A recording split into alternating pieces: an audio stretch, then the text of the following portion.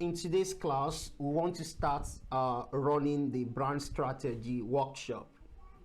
And I must tell you, when it comes to running the brand strategy workshop, there are a couple of things that you need to factor into the session.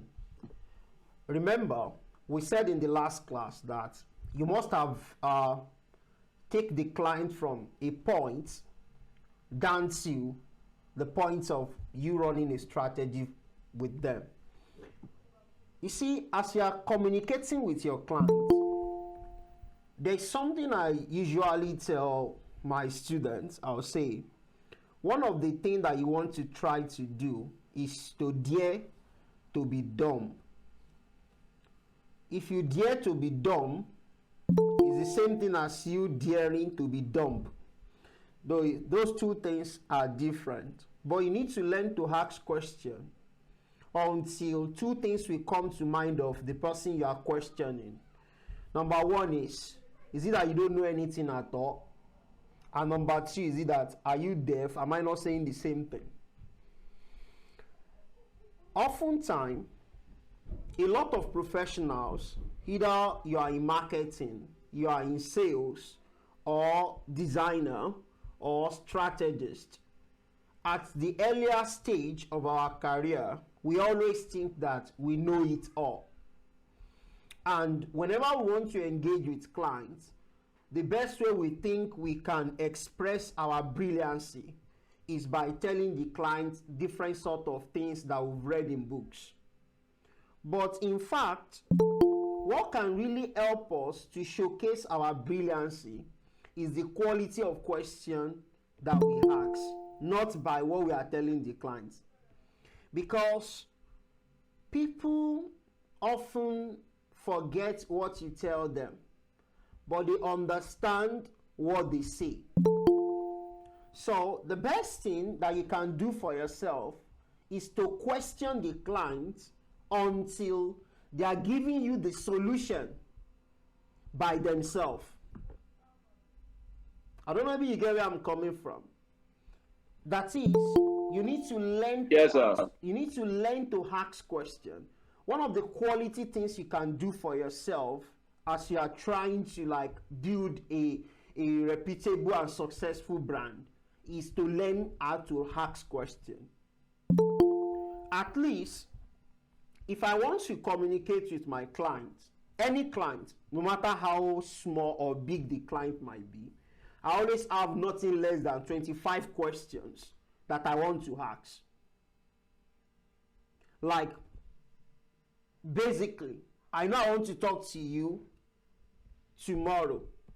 And I know that the talk is going to take about 20 minutes or 30 minutes. I must have started preparing my question for about 3 hours. And by the time we get on call, I don't want to bore you or waste your time by asking about your family. If your family is not good, you not think about business. So that's not my problem as at that moment. And I think that's one of the mistakes that a lot of salespeople usually make. I don't know if designers usually make that mistakes. So you don't care about their family. Not that you don't care, but that's not the reason why they are giving you their time at that moment. And that's the reason why you need to go straight to the point. So your questions, you already have them structured, nothing less than 25 that you want to ask. And not that you want to be reading those questions directly from book. No.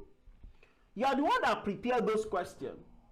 And you must have mastered those questions before the meeting. It's already part of you. You already have the meeting before the meeting itself starts. So when you are asking them questions, you are not looking at book to ask sequentially. Because the way you have those questions, you might ask the first questions and the response they gave to you might push you to go and ask the number 25th question. Do you hear where I'm coming from? But if you memorize it, you only ask questions, and the all of the questions that you ask, they are not going to give birth to any successful answer. Do you get where I'm coming from now? So this skill is something that comes with time.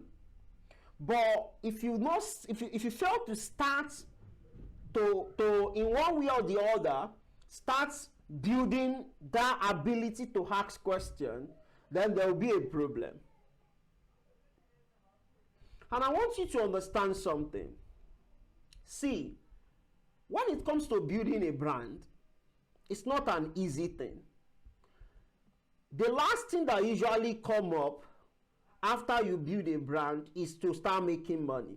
It's the last thing that always happens. So when you start, don't think about it. Sincerely, that's the last thing that will happen when you are building a business, when you are building a brand. But oftentimes, it's the first thing that everybody always wants. And that's why I always love designers when they are branding or when they are consulting for their clients and they are promising that the design that they are giving to them is going to help them to make sales. In other words, it's going to be profitable and the likes. That's a big lie. Because your job is to set the foundation of them achieving their purpose. And until they achieve their purpose repeatedly, they cannot start making money. So that's why you see that about 75% of brands you see out there, they failed because everyone wants to make money. So how do you know your clients? Very well. It's by asking them questions. Now, when you ask them questions, from their response, you know if they are dumb or they are the brilliant client that knows what they want. Because some clients, they actually don't know why they start what they start. They start what they start as a result of frustration, as a result of we just want to go out of this poverty. We need to start doing something. They really don't understand what they want to do. So they might not have answer to some of those things that you need in order for you to come up with the foundation that they actually required. And that's why if you have visited our resource page on Fixacard, you would have downloaded 2 resources there. That is, you see one workshop workbook and you're going to see one, the Canva. You see, the way we use those 2, they are quite different. Like I said in the last class, the workbook is actually meant to be used when the workshop is going on. But you only use it when the clients that you are dealing with are not that articulate. That is, they don't have enough information about what they are doing. You guys just want to start rooting for answers. So you use that for them. But if the clients that you are working with, they understand what they want to do, they are the business type, everything about what they want to start is clear to them. You will know them by the time you are selling to them. They will not frustrate you before you get them down to work, the workshop area that they want to run a strategy. And I must tell you, not all clients that comes to your DM need it. Sincerely. So don't try to lose job because you want them to do strategy first. No. Because not all clients that comes into your DM want a successful brand. Some of them just want to do it temporary. Because remember, imagine somebody that is doing organic cream and you ask them where is their label, they don't have, and they have been selling before they even meet you. Where is their production company? It's just within their room, and you ask them in the next 10 years or 15 years, where are they going to be? Do you have any intention of what? Scaling this thing or leaving it? How do you want to scale it? You know, you ask series of questions that want you to know if this business is a business that they want to do temporarily, or it's a business that is meant to come and solve the life of their family, or that is a business that is going to exist for forever. Let me use that word. Let me give you an instance. Fixacard, for example. I always tell my team, I'll tell them, I said, you all might have a lot of things that can take your family out of poverty, but I only have Fixacard. That is the only thing I have. I've sacrificed everything I have for it in order to make it what? A business. So you can't compare me with someone that can leave graphics tomorrow and do something else as long as that thing brings them money. Do you get where I'm coming from now? So somebody that can leave graphics tomorrow and then go and start something that can fetch them huge money, go into real estate, or go into farming, he can't compare those ones. He can't force those people to come and have a strategy workshop. No. So those people just need what? A quality appearance out there. They don't really need a solid foundation. So somebody like me, now that I know that this is the only thing I have that they can attach my name to, that can take me out of the poverty and the like, I know I'm supposed to have a very strong foundation. Somebody like that don't need a brand strategy because they really don't have, they are not really having any mindset of going far in it. But somebody like me will need it. And how will you know those two people? You have to know them by the question you are asking from them. And there's something that we always make mistake of whenever we are asking questions. Don't ask a question to push your clients to that thing that you want. Are you getting this now? Because some of us will start asking questions, and that question is for us to be able to arrive at the point where we are going to say, you need a strategy workshop. Do you get where I'm coming from? No, you are asking that question literally so that you can understand everything about where they are and where they are going. You see, I'm not giving you a list of questions to ask, but I'm telling you the quality and the work that your questions want to do. The reason why I'm doing that is that I don't want us to remain as a mediocre, that it is what I say you should say that you're also going to say. Do you get where I'm coming from now? So it has to be, just know what the question wants to give birth to. When you know what the question wants to give birth to, now craft the question yourself.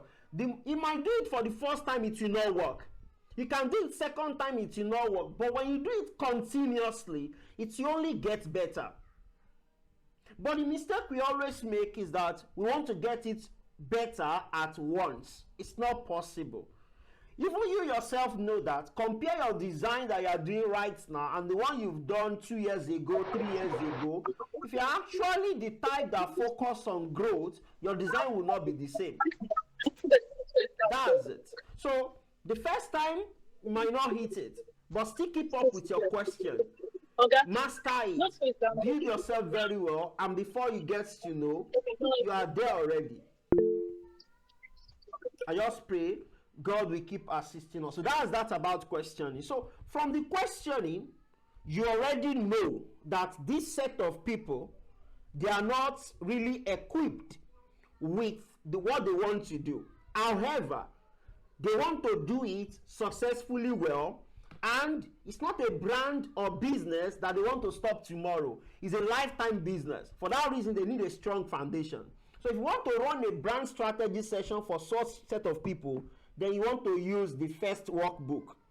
That is the one that was named, what was it called? Brand strategy workbook. That's the one you want to use for them. Reason why you want to use that one for them, that is, I don't know if I have it open there, so that you know the one I'm talking about. I don't know, have we all, maybe I should ask, have we all downloaded the workbook? Yes, sir. The workbook and the canvas. Okay, Yes, I downloaded. yeah, thank you. So if you have not downloaded it, you can check on the group. I believe that Ms. Charity would have highlighted it so that you can easily see it. So you can just go and download it there. So if you use this one, the brand strategy workshop workbook, you use it for clients that doesn't have enough information about what they want to do. And you will see that the whole of the questions or everything inside this place, they are like a summary. Are you getting it now? You are the one that now wants to go back to your drawing board and use your experience and understanding to help them coin a reasonable statement that can fit into their Canva. But all the questions that you have inside this workbook, they are questions that can easily be answered either by googling it immediately on the spot, or by just referencing some little things that they know around them. They quickly pick up and feel that. And when they feel that, because of your own understanding of all of those things that you are expecting them to feel, which you can find in the word strategy manual, you have read it. It's just 60 pages. So the 60 pages, it's not like A4 pages, bulky or something. No, they are straight bullets, straight one. That is, you point it anywhere you want it to go, it's going there. You don't have a lot of jargons inside it. They are so explanatory. You've read it, you've practicalized it, you understand it very well. So with the little answers, response that they gave to you while you are using the workbook for them, you can easily put together and come up with what's supposed to be in their canvas. And if you are dealing with a client that from the onset, when you are trying to onboard them, from the quality of questions that you've asked them, you see that they have enough information about what they want to do. Then you want to use the Canva directly with them. So in this class now, I want to believe that the least person in this class have been in whatever they are doing, either in the design industry or other creative space, or as an entrepreneur. In this class now, you've done what you are doing for at least 2 years. We have people that are more than 2 years here. So what am I saying in essence? I believe you have enough information about what you are doing. So for that reason, I'll be using the Canva to run this session with us. So now we want to get started, and I want us to pay maximum attention, because it's advisable, if you are with your laptop, just open the Canva, that is the document with Canva. You can open it with your Illustrator and have something like this if you don't print it out, so that you can easily feel it as we are doing it. So we're starting with this very first one. However, before we go into that, I would like us to do something. You know, when you are doing something, can you all see my screen? Can you all see my screen? Yes, I can see your screen. All right. Now, Yeah, I can see your screen. when you are doing something, people see it as something else, especially if you are a graphic designer. The moment you start using your laptop and you just wake up in the morning, you are beside one corner of your house from morning till night, especially if you are the type that go to university and you already have your BSc, trust me, your father and your mother would have been regrets. They might not want to tell you, because they are wondering why they waste money to send you to school when you only wake up and sit with laptop from morning till night. They will even be talking to you in a negative manner, and I'm very sure some of us have experienced that, though I did not experience that, but I know a lot of... I understand what you're trying to say. Exactly, you can relate to that. They are labeling it something. They call it something, let me use that word.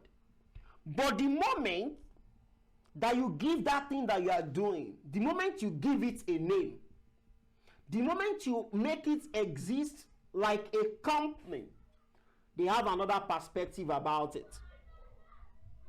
Are you with me now?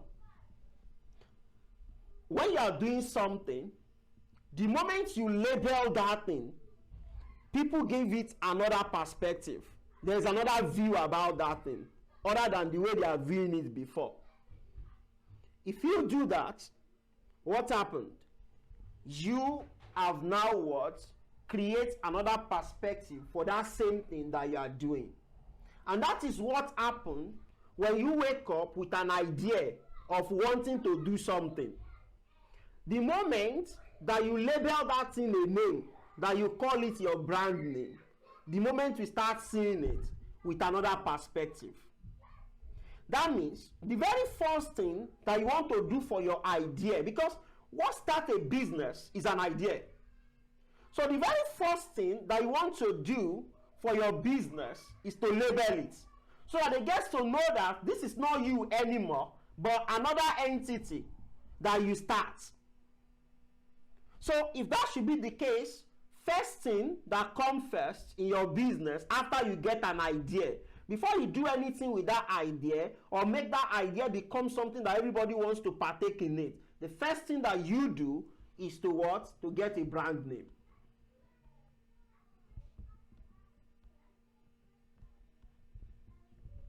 That's the first thing.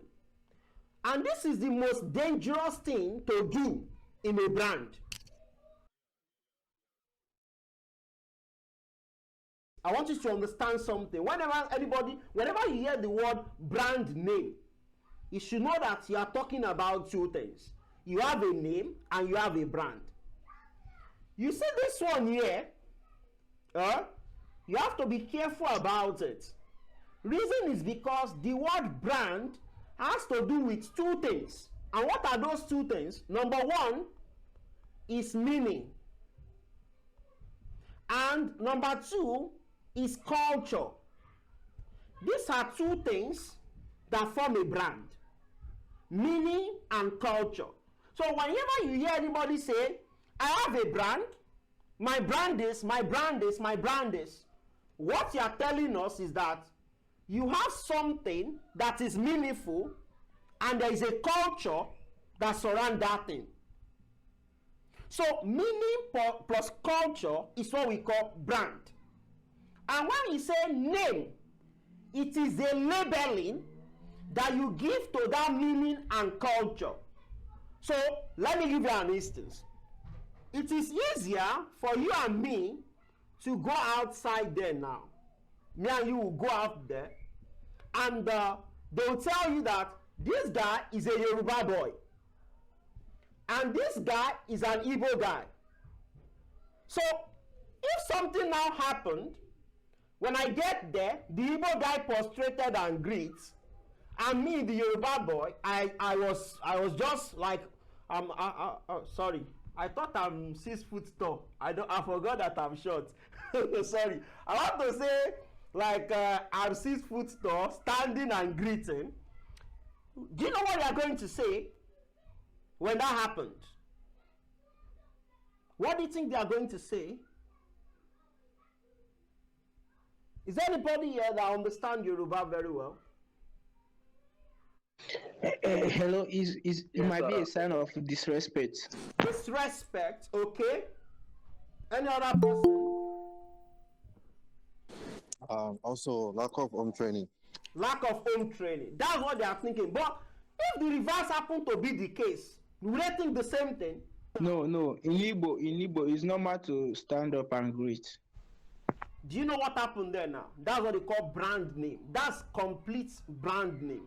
You see, in Igbo land, they understand their culture and they understand the meaning that they gave to greeting. That if you stand to greet somebody, it doesn't mean that you disrespect that person. Do you get where I'm coming from now? That's for Igbo people. So they say standing and what? Greeting somebody, it's not a sign of disrespect. What's that? There's two things there. I don't know, I'm going to break it so that you understand what I want to explain. So that you understand when they say brand name, you know what they are saying. You see, when you are greeting is something, is an idea. Am I making sense now? Greeting is what? An idea. Now, prostrating and what? Respect. Are you getting it now? That's cultural thing. Am I making sense now? So that greeting of a thing now is what? Is the idea. Prostrating is what?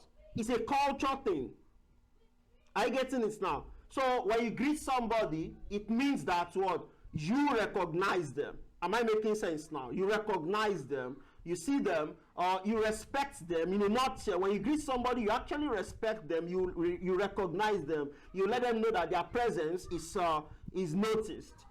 Now, when you prostrate or stand, that's a cultural thing. Are you seeing it now? So you can see that meaning come from where? Meaning come from the idea. Then culture come from where?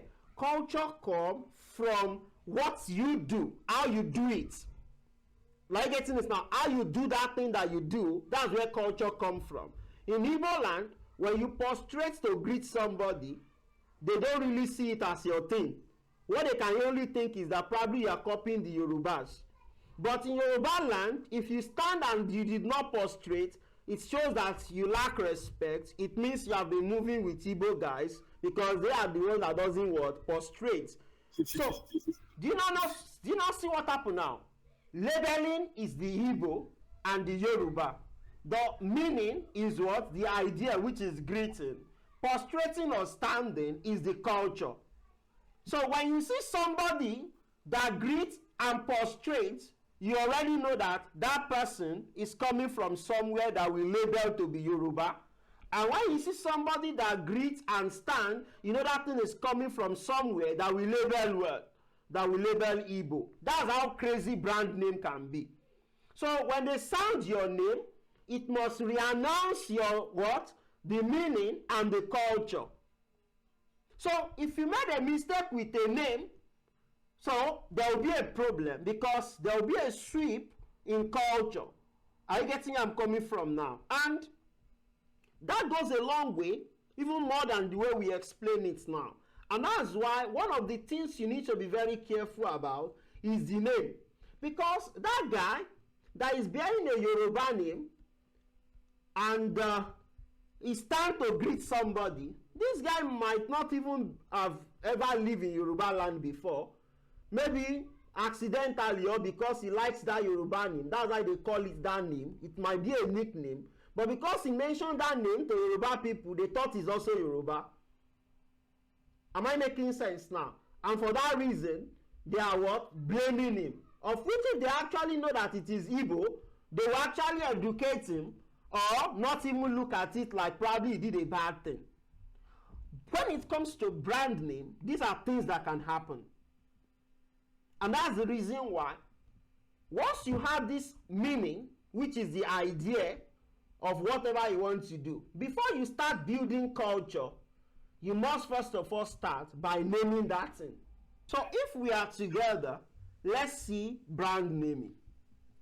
You see, naming a brand is like marriage. Divorce is always expensive. When Guardiola wants to get married to his wife, I'm very sure he doesn't spend half of his fortune. Does he? I think we have a lot of football fans here. Is there anybody that doesn't watch ball here? Yeah, I'm with you. I understand. You know the scenario of Pep We need Guardiola. to make this class interactive. It's not a class where I just want to come and talk and you want to come and listen. It has to be interactive. Maybe not all understand the terms of football, Okay. but I understand where you're coming from.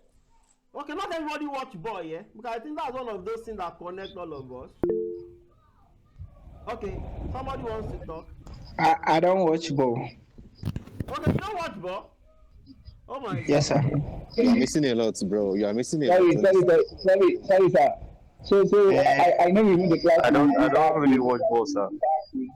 All right, fine. Do we know about court marriage? I know everybody know about that. Do we know about court marriage? Yes, sir. Okay. Yes. Yes, sir. And we agree that whenever you want to what, divorce each other, as far as it is court marriage, they always like you share the property into two, isn't it? Yes, it is. But how much Almost Yes, all sir. men are going to how much understand are it. they paying in the registry to put Yes, sir. something together? Is it up to what you want to pay in property? No, sir. No, sir. No, sir. No, sir. That's No, the sir. thing with brand name. It's like a marriage. Divorce is always expensive. That means if you accidentally get married to a wrong name, by the time you want to make a change to that name, you are going to lose a lot of things.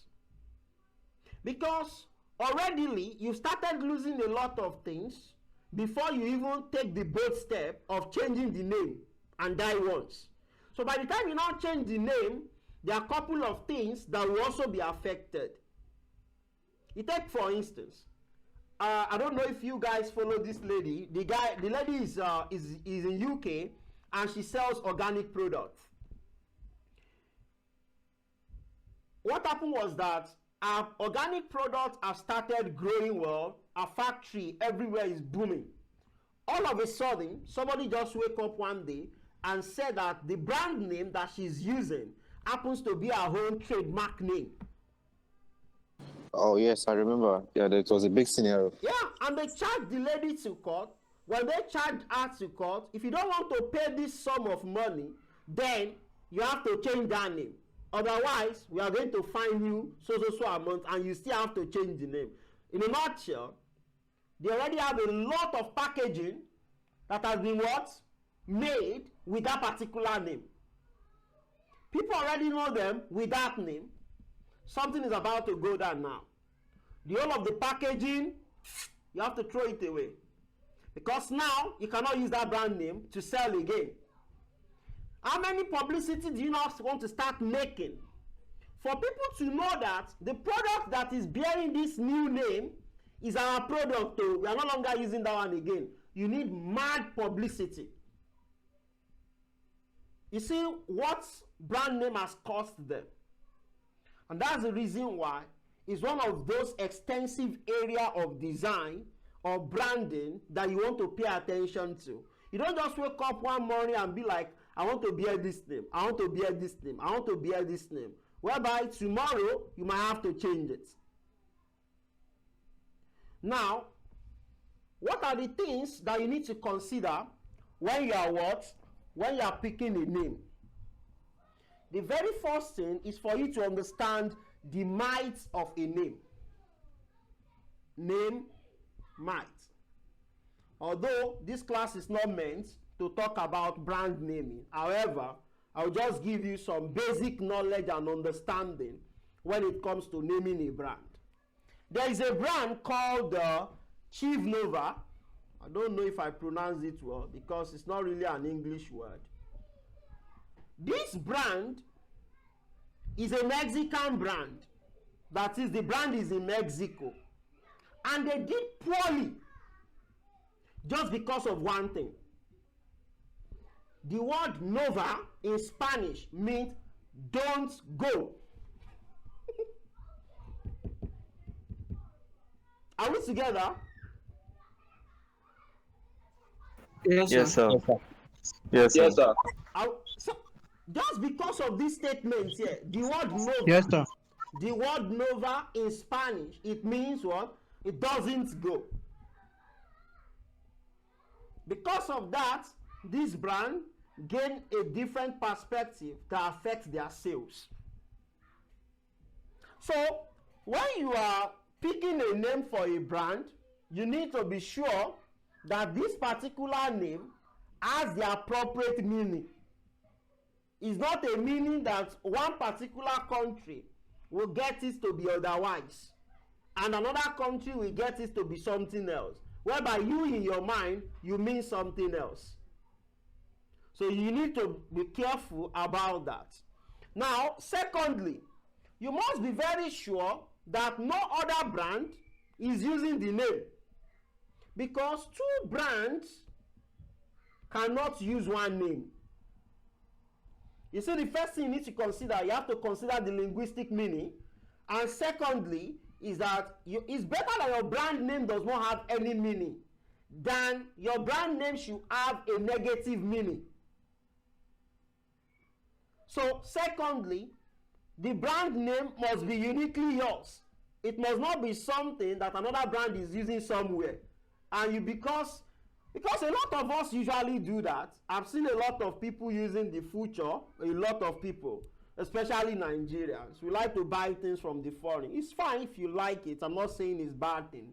However, if you think that that name is not going to take you places, and it ends up taking you places and gets you to the place where you'll not be able to use it again, and you are forced to change it, because right now, because you're a small business, if they charge you to court, the person is only wasting his or her time. You don't have money to pay, you don't have anything to lose.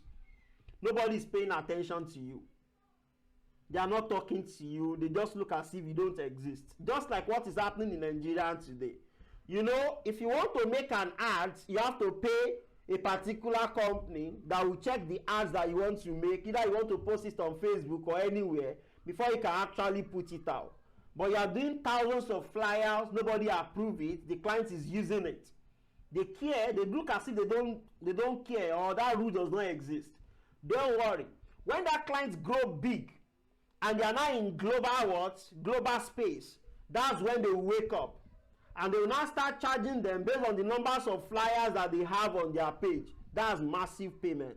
The same thing can happen to brand name. If you think you only exist in Nigeria today, tomorrow you might blow and grow, and you'll be proud to make that name known. By that time, you get to understand that there is a brand that has registered this name. For that reason, you cannot use it. You first of all start dealing with that.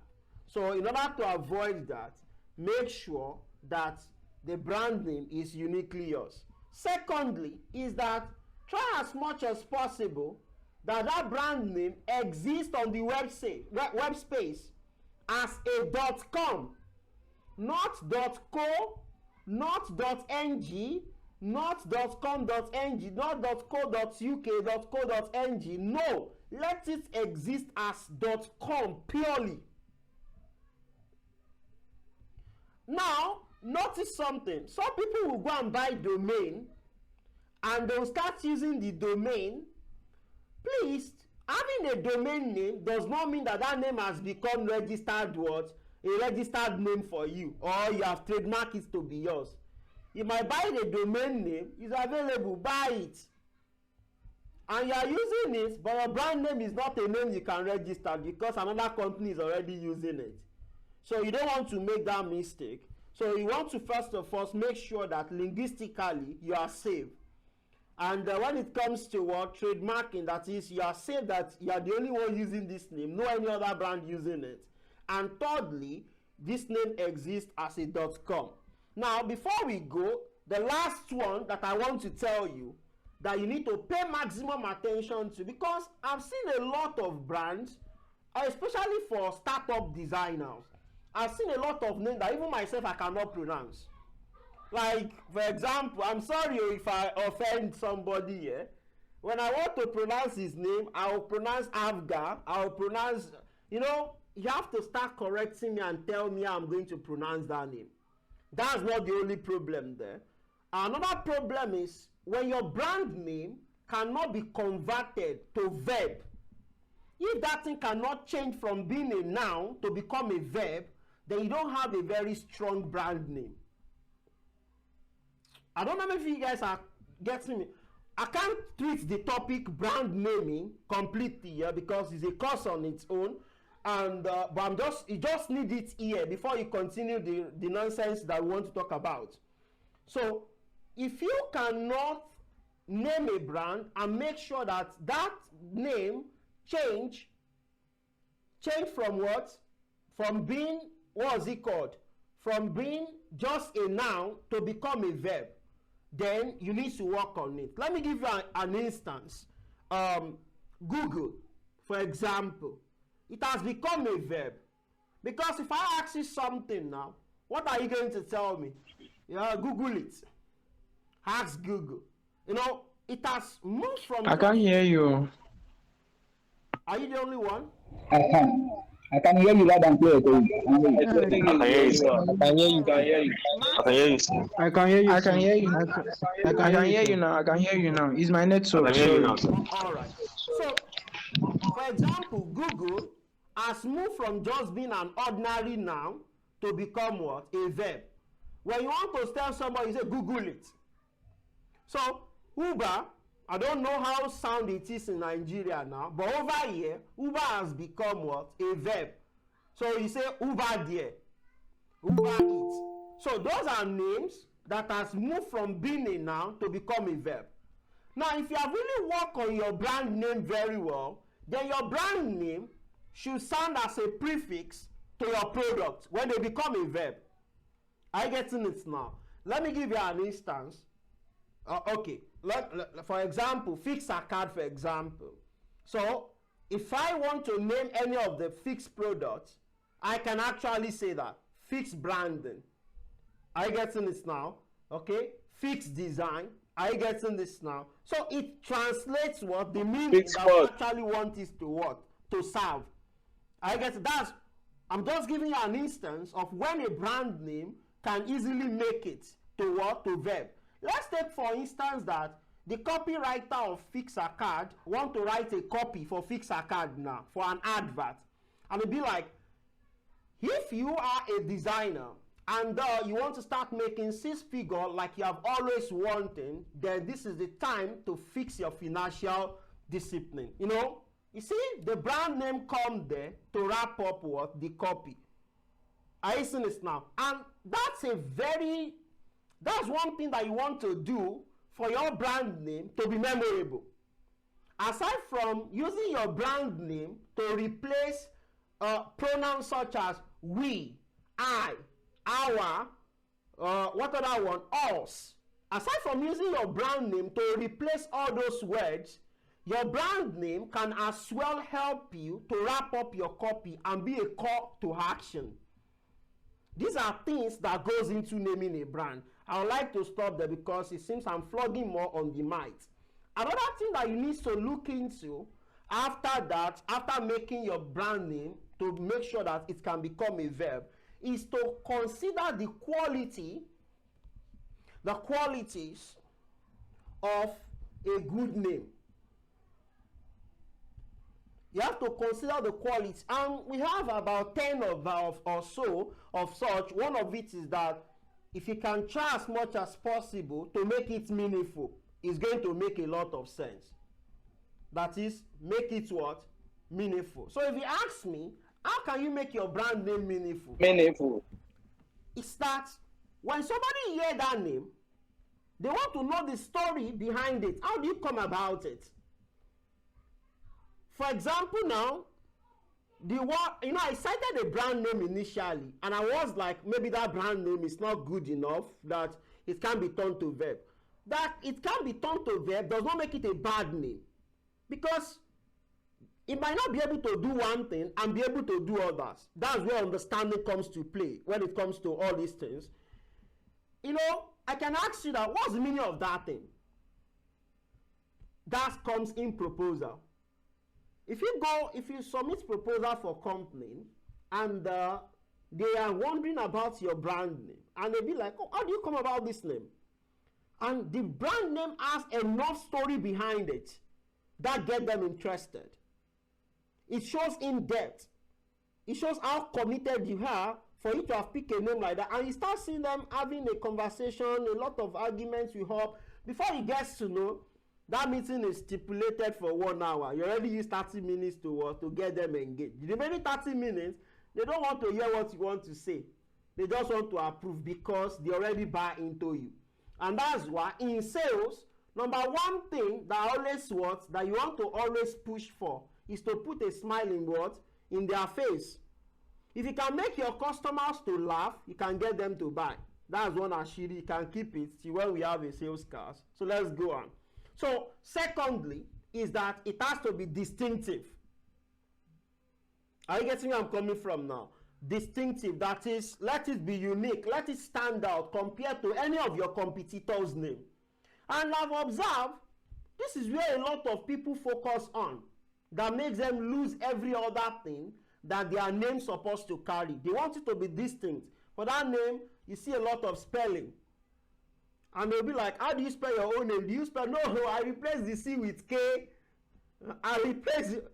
You have to be careful of all of those things. Another thing is that it must be adaptable.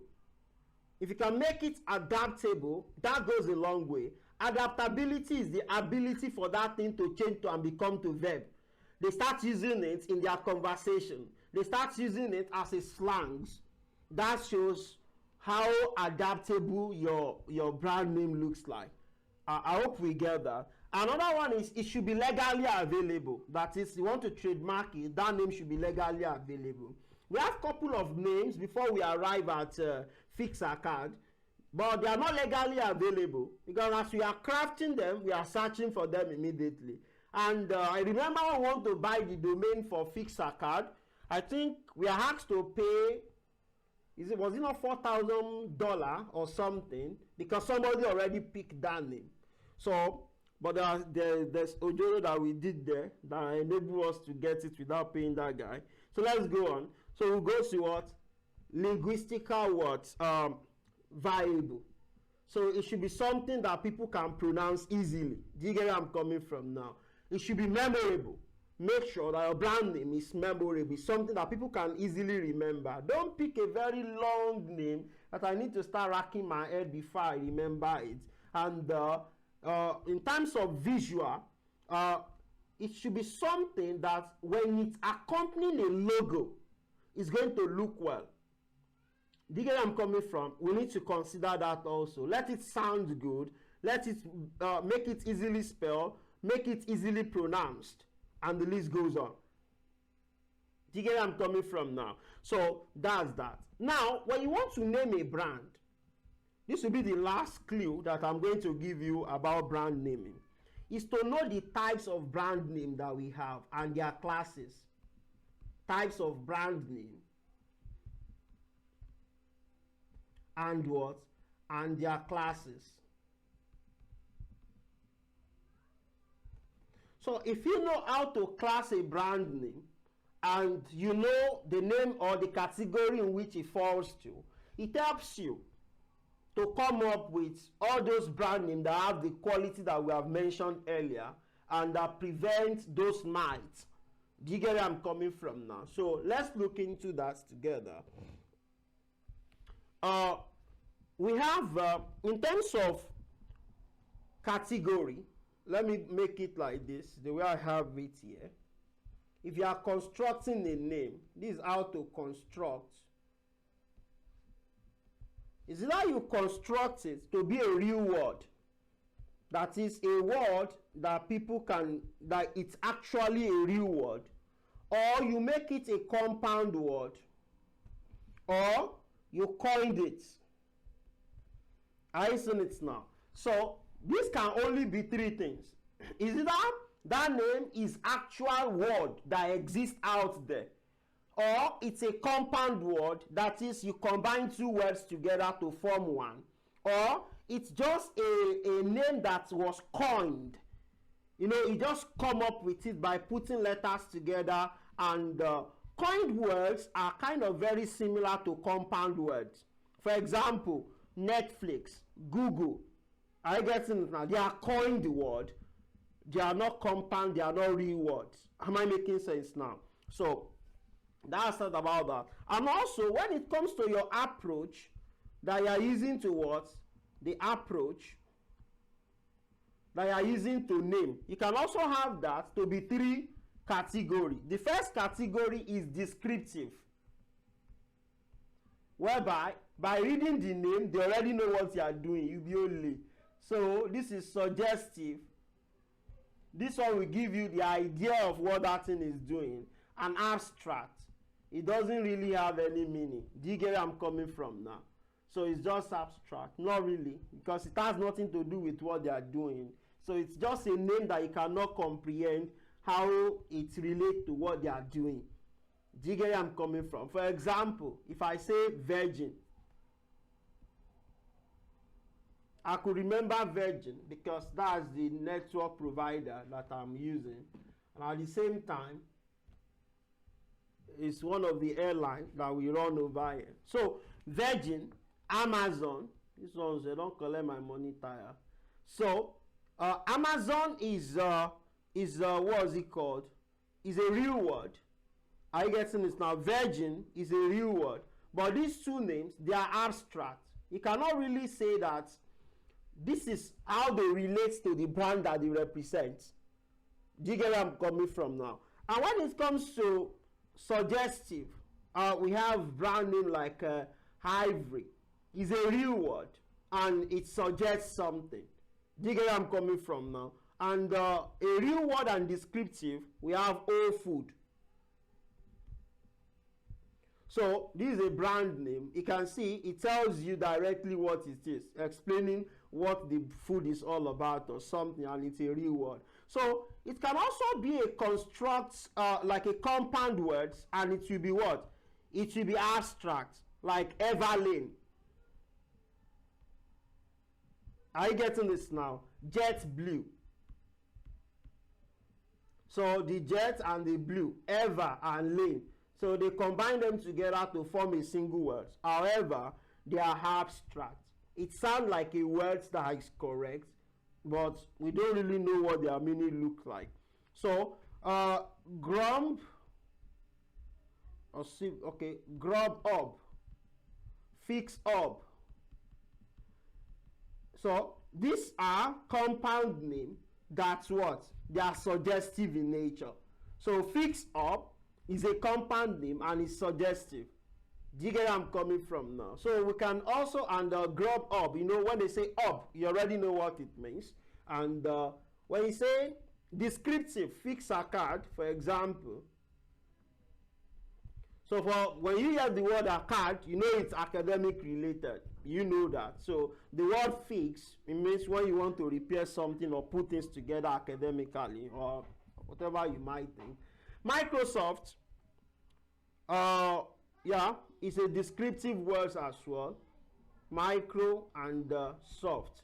So these are compound words. Then coined one, we have what? Dazen, Google, Netflix, and so on like that. So those are the things you might want to consider when you want to name a brand. And that helps you, or that serves as a guide in naming a brand. So although some people will classify both the construction and the approach, they will call it together as a principle. I've taken a course like that, and the instructor he puts together both approach and construction. He just lists them together as principle, but the fact is they are not principle. Although there are some words or some brand name that are difficult to classify. Like I told you, this is not a brand naming class, so it's more deeper than the way we have explained it, but I think this will give you a very good guide on how to go about it. So in future, maybe in our complete course, you might have a very detailed explanation on that brand naming. So let's just move on now. I hope you have understand that. So right now, the very first exercise for you and I is to what? To come up with a brand name. So we want to run a brand strategy session now for your own brand. Your brand. The first work you want to do is to come up with your brand name. What's your brand name? So the brand that we want to use as a fictional brand here, let me tell you a little bit about the brand. And you will tell me where the brand name actually falls and the approach that we used. That is, in terms of the construction and in terms of the approach, you'll be able to tell me. And that will let me understand that I've not been ranting. Are we good to go? Yes, sir. Yes, sir.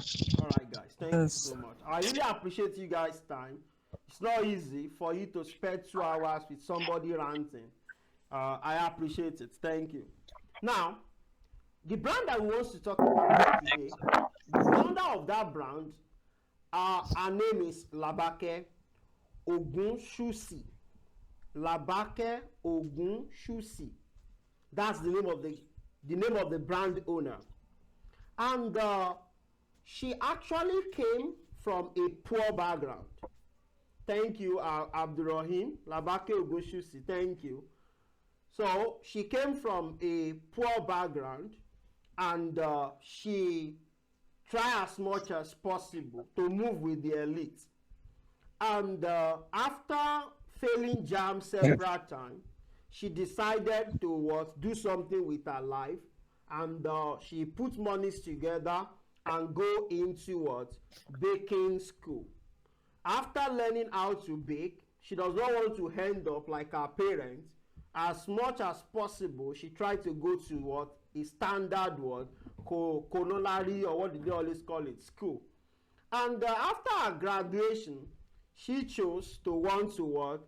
Run a baking company. However, she does not want to bake for your baby's birthday. She wants to be known for the first class type of what? Cake when it comes to engagement and wedding. Note, forget about the background of what? Of Labake. Just know that Labake is targeting who? The elite. And she does not want to bake for any other thing other than what? Engagement and wedding. So now she wants to start a brand, and she wants us to help her with the foundation of her brand because she's going global. However, she's targeting Nigeria as a primary place to start from. I haven't known all of these things. We have what? Labake here now. He wants to brand for her. And the first thing we want to do for her now is to do what? Remember, brand name. I can even tell you categorically that the entire branding, like let me say, when it comes to brand strategy, like 40% of brand strategy is what? Is all about brand name. 40% of brand strategy is about what? Brand name. That is about brand and is about what? Name. So we're going to talk about brand later, but let's start with name. So the first thing now is to come up with a brand name, a name for Labake. What will be the name of this company? She has an idea to be giving what? The elite people a classy, luxurious kind of cakes for their weddings and engagements. Now, she wants to label it a name, and so that they can start perceiving it as something else, not just somebody that is baking beside the road. You know, you don't care to know the name of that woman selling puff-puff. You don't care. You already know that is a roadside puff-puff seller, so buy and go. But she wants her own to be different. Now, we are looking at carving a name for Labake, and there is something I learned from the course that I took some years back like that on brand naming. And that thing is, sometimes the name that you are looking for is obviously in the name that you are seeing. That is, ability to look different.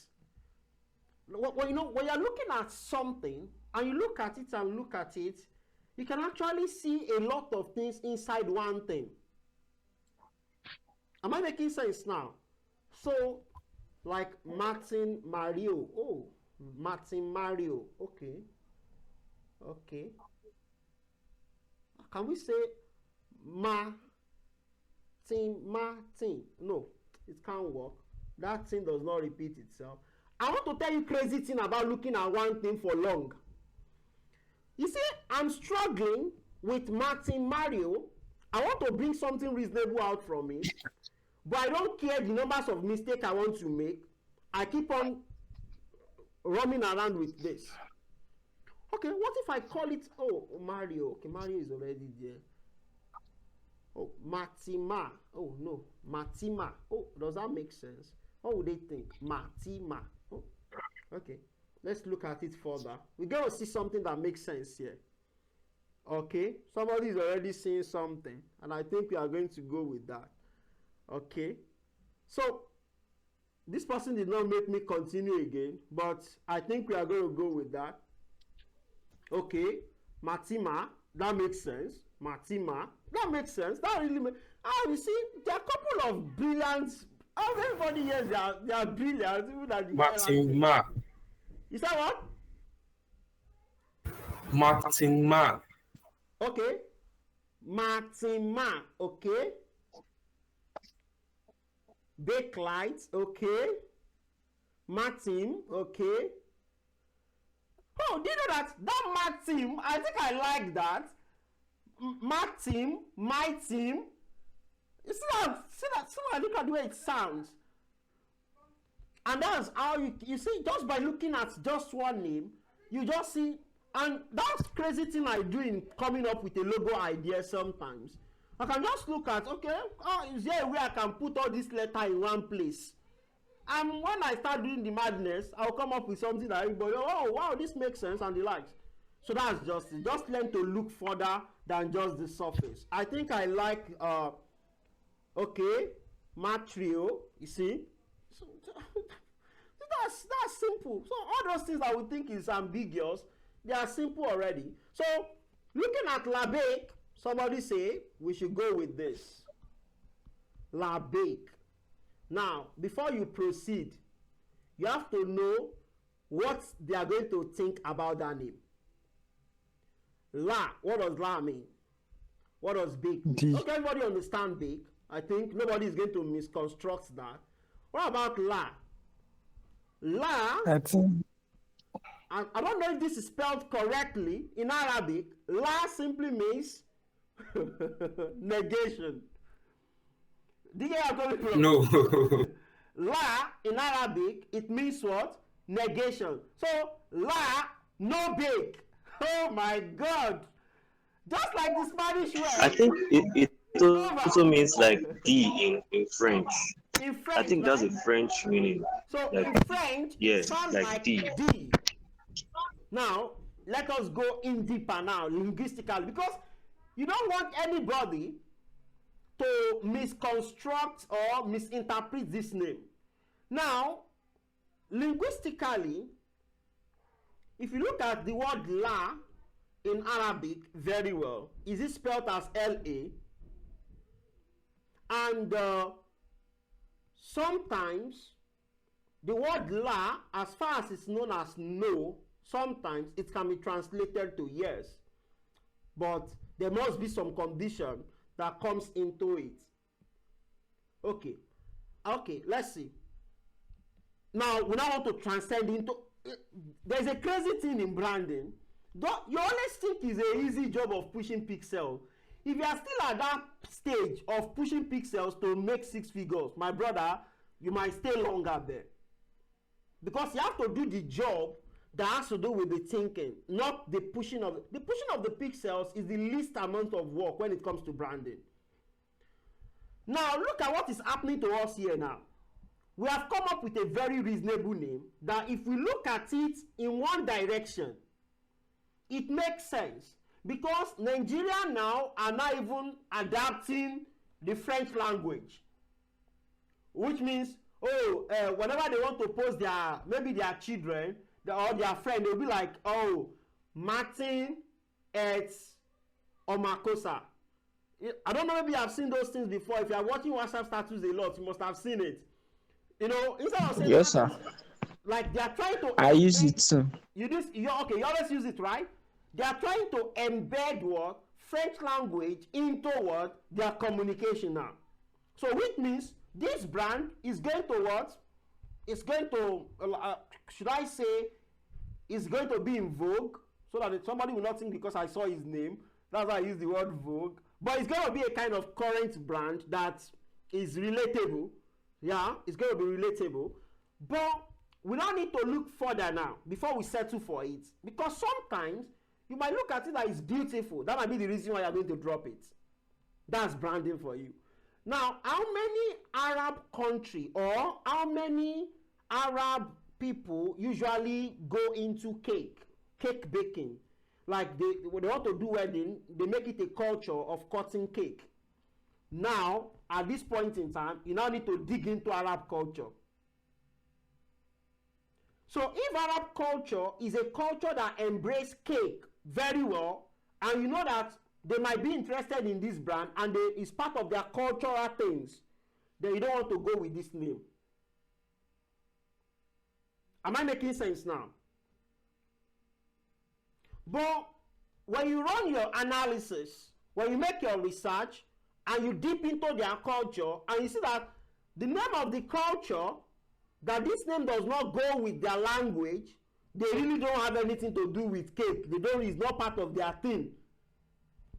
In that case, you can even make it. Branding is crazy, but if you know Sabiam, you know Sabiam, no two way about it. You might even make it like an advert. Because there are crazy thing in ads whereby you need to create an enemy to make a friend. Do you get where I'm coming from? Now, let me say I want to write a copy for this company. And I've made sure, I've made my analysis, I've made my findings, and I observe that Arab people, they don't do anything with cake. Now, I want to shank those people who cannot pay me, or I want to shank those people or other cakes that are not what I do. In one way, I want to create enemy for myself. What will I do? I can just say, consider us to be a French. Am I making sense now? Consider us to be French. And what? In other words, in these words, we are Arab. Look at I'm just creating this off my hand, so the copy might not be nice, but you are going to get the message. Labek. Oh, that's it, yeah. That's something. I've seen something that makes sense there now. Labek. That's another thing.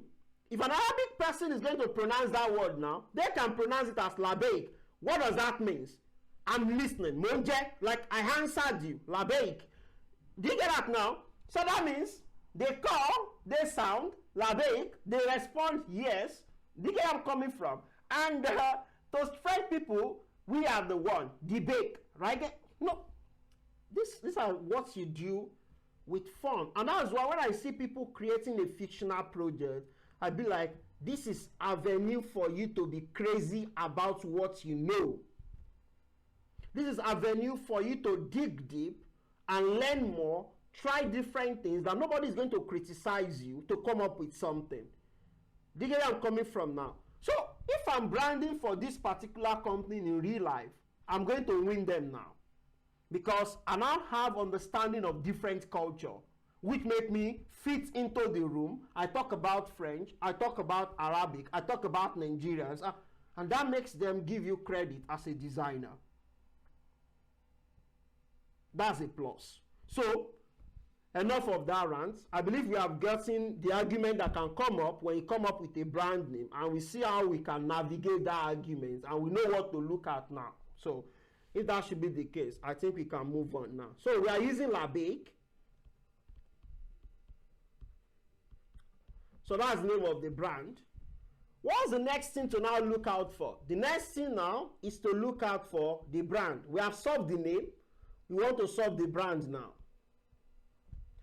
So the very first question I will ask you is that what is a brand? Can anybody help us? When I say brand, what do you think a brand simply means? From what you said meaning and culture. Okay, from what I said, I've given a expo already. Meaning and culture. How will you understand this thing?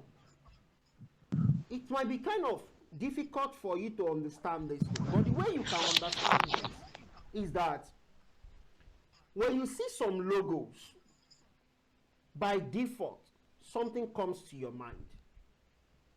You ascribe meaning to those things. Just like when you see Apple logo, you can ascribe, somebody can just think of clear camera. Somebody can just quickly think of, oh, iPhone. And what is iPhone really majorly known for? Good camera. In short, most people buying iPhone, that's the only reason why they buy it. They don't really use this to the optimum stuff that they made it for. And that's why you see it with different set of people, especially the Yahoo girlfriends, Yahoo boys' girlfriends. You know, because some tech bro might not be able to afford that, and they will look at it twice before they will go and buy it. They'll be like, yeah. So that's that. So what makes you nervous is that when you see those logo, you have some form of message that comes into your mind. You see those message, they are the meaning that the brand has created for themselves. And I will tell you this for facts. A lot of you that are always creating logo and always want your logo to have a meaning. I'm sorry to burst your bubbles. Your logo does not need to have a meaning. If you have read a lot of case study of the top brands, when you go and read their case study, you see that they don't really pay attention or really talk much about the logo rationale. What they tell you is about the strategy that makes them want to create a new logo, especially, for example, if you go and read their free pick logo, they are rebranding. If you go and read it, they really don't really tell you much about why the logo look the way it looks, but they tell you the reason behind the idea of rebranding. But today, one of the things that still make a beginner logo designer still have a poor logo design out there is because they are trying to infuse meaning into your logo. Let's come closer. Let's think of that. How many minutes do I have to look at the logo that I will care more about the meaning that the logo gives to me? Tell me, how many minutes do I have? I really don't have that much time with a logo. You know, I come to buy from you now. You know, maybe it's a Coke. When I want to get it, I saw the name on the carton, and by the time I drink it, I don't even care about the all of the thing that they wrote at the back or the logo. I just, okay, it's Coke. This shows that it's a Coke, and I just what? I don't read meaning to why is it cursive? Why is it like this? Why do they use red? I don't really give a thought much about that. And the same thing goes to the audience. So all that matters is that make it easy for them to recognize. When it is easy for them to recognize, you've done a good job. So the meaning is going to come from what the brand is actually doing. How the brand is treating them. The meaning is going to come from there. However, if you want to sell your logo, this is not a logo class though, but I'm just telling you all of that for just to add to your assets. So, all those logos that you see out there, I'm very sure, even you yourself does not read meaning to them. If not that, the so-called senior colleague that want to appear brilliant before us, they want to show that they are brilliant. They now start what? Creating those fabricated story around the meaning of the logo. So that you think that they are actually doing something. It's very easy. Tell us. You just draw anything and it looks fine and you make it look good. Don't let us feel as if you are knowledgeable. That's the crazy thing that is happening. Because this thing is about creativity. Do you know where I'm coming from? I can be drawing and at a point, I'll just strike a chord. Oh, this looks nice. It makes sense. So instead of me to come outside and tell you that I'm just expressing myself and I hit this particular idea and this is what it looks like, I'll now want to make it look as if I'm a very knowledgeable person. And I'll start telling you, you know, I combine the brand nouns together. When I combine the brand nouns together, I look at this picture and that's why I put this one together. You know, this one represents knowledge. This one represents bros, na lie. It's not always true. And I can tell you categorically well. Why? If I pick a logo now, if I look at that logo for some times, I can start reading meaning to what the elements that we have in the logo. And if that meaning go in line with the brand that I'm working for, then I can say that is what it is. And you agree with me. But where you are going to fail, or if you want to know that this thing is actually what it is, go and read about symbol and icon. Today, we have symbols and we have icon. Now, if I may ask you in this class, is logo a symbol or an icon? I think Martin is raising his hand before. Maybe you have to answer. Logo is a symbol. Okay. Logo is a symbol. And there are difference between icon and symbol. Right? A symbol signifies like something, like, yeah, that's why I was raising my hand up earlier, because of, yeah, a logo mustn't have a meaning. That's true. But you knowing about the brand, and then having the brand now, it will guide your creativity. It will create boundary where you can live and create your own icon, and like make like where your creativity can thrive. You understand? So now, having this brand story in mind, and then having all those brand nouns in mind, then you can now live in a particular room to dabble around your book, making your logo and all of that, so that you don't make something that is wide. So that is one thing. Nobody care about the meaning, but if you ask me, I will say that why I actually, me personally, I'm talking about myself, I actually try to read meaning into my logo, is because if you are selling something, you can only sell something that you believe in as a designer. Then when you are able to convince anybody to believe that an icon is telling a story about them, they are able to believe it, and they are able to promote that thing and sell it. So you can only sell something that you believe in, something that tells something about you. So that is why I incorporate meaning to my logo, not because of the target audience, but to make myself believe in what I did, and also the company or the brand owner believe that this actually is telling about their energy and strength, and actually get into the market. Sincerely, nobody, you cannot promote what you don't believe in. So that is what I can say about this meaning of a thing and all of that. If people are doing it based on that, they want to show how intelligent they are, how creative they are, all of that is a lie. We are trying to do something that who you are working for will believe in, and then be able to promote and sell his or her brand. So thank you so much. All right. Thank you so much, Martin, for taking us through that elaborate explanation. And I must agree with you. Yeah.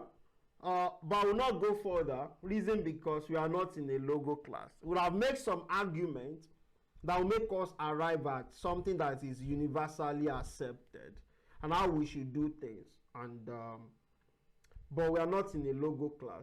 So I will say you are right.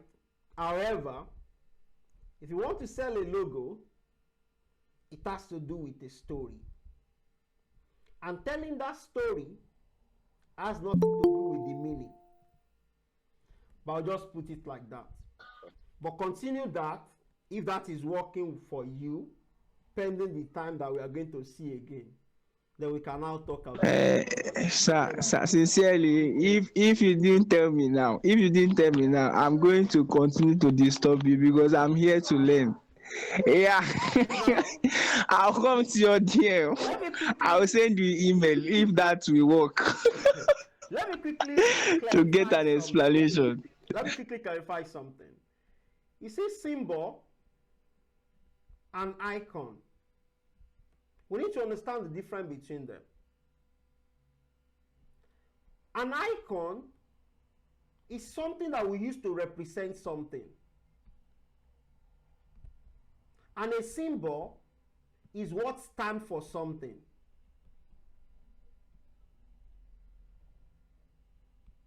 This is a very basic and simple way in which I can just say symbol and icon, and I think everybody should understand this. When you are using something to represent something, that thing is an icon.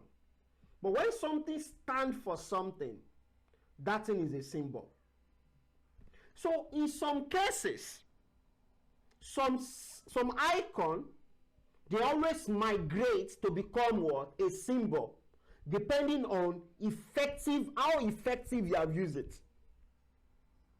But in their basic sense, literally, they are an icon. Now, that will make me take you through just a brief history on how we get some symbols. And that will go back to our mathematics and our road signs. You can use symbols to communicate that anybody in the world, they will say the same thing about that thing. And that's why when I want to take a logo, a pure logo class, I always advise that you study the road sign.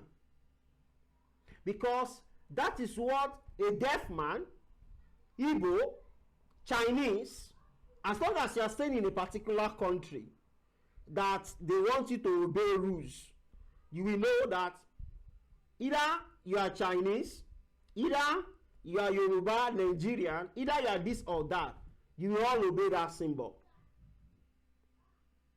The meaning is universal. When the meaning of an icon become universal, that is when you can call it a symbol. But when the meaning of an icon is not universal, it's an icon. Do you get the difference between that now? So your Yes, logo, sir. Yes, sir. I'm with you. Your logo is an icon because you use it to represent something. That thing, it is you that really understand it. And if you want to know, go and ask that your client that you wrote logo rationale, explain the whole of the thing in their logo. Go and ask them what you say that icon represents. Only few of them can remember. But when they start using it and they represent themselves well, it becomes a symbol for their company. And it's for their company only, not for any other thing. So can we say it is a symbol? I'm not sure. Not really. So a logo is an icon because it's not a universal accepted symbol. When it is a symbol, it has to be universal. So what they are trying to do when they create all those symbols that we see out there is that they want to communicate in another language. Instead of us writing all these lengthy words, let us have a single thing. Let us have a single thing that will say it all. For example, if you come to my maths class, instead of me writing angle, I can just say theta. You agree with me? Once you see it, you know that theta always represents an angle. Oh, a triangle. Do you know where I'm coming from now? No, an angle. Exactly. So that's where symbols come to place. That's what they try to achieve. If you can read this book, I think I have it. Okay, I think it's very, very close to me today. If you can read this book, Symbol, can you see? If you can read the book, the name of the book is Symbol. The author, sir. The author, what's the name of that? The author, sir. Person. Okay, Angus Island and Stephen Bateman. Those are the two nonsense guys that wrote the book. There's not much thing to read there. Shey you hear me? The only thing where you can read is the beginning. So at the beginning of this book, Okay. at the beginning of this book, they actually clarify this aspect of a logo being a symbol or being an icon. So they said something about that. If you can take your time to read it, it's a tiny words. And after you finish reading that, my brother and my sister, the only thing that remains is to be looking. It's a look book. It's not a reading book. So we have about close to 1,000 logo inside this book, if I'm not mistaken. So it's just for you to view and just look. And when you read this book or you look at some logo inside it, you get to understand how some timeless logos are being created and what's the idea behind them and what have you. So you get to understand that. So in a nutshell, a logo is meant to be an icon, not a symbol. Do you understand that now? Yeah, in addition to what you said now. Okay. Somebody wants to contribute before we go ahead? Yeah, like what I'm just trying to say is that in addition to what you said now, like a logo is meant to be an icon because the meaning and this the meaning is meant is known to the owner, which is the brand. Yeah. Why the symbol is meant to be generally used in any part of the world. What would I say? So a logo cannot be a symbol because, like I said, because it's only known. The meaning is not universal. The meaning is only known to the owner, which is the company. Thank you very much. So guys, don't worry. On a good day, we are going to meet on a course on logo. Then we have a nice dialogue. So right now, let's back to class. Why do we go into logo and not logo? It's because of this culture. We are trying to explain the word culture and the word meaning, which results to the word brand. So you see the word meaning, where does meaning come from? I'll need to draw something else. We have brand, and we are trying to answer what brand simply means. And we are able to see that brand consists of what? Meaning and culture. And we said that the companies that we see out there today, whenever we see their logo, when we come up in contact with their logo, we tend to remember them for something. That thing that makes us remember them for that particular thing is their culture. Now, what is meaning? What give a logo a meaning, or what give a brand a meaning? Is the idea.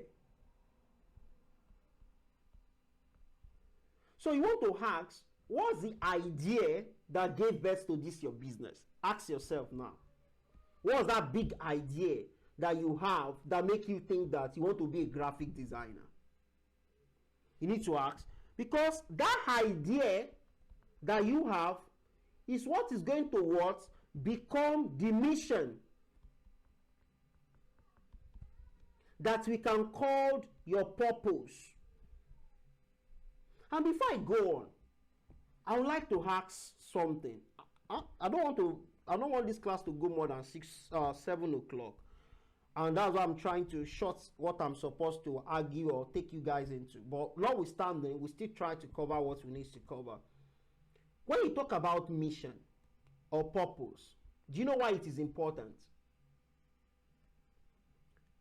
There was a day I was having a conversation with one of Fixacard team member, and I told him, I said, do you know that I can never be rich?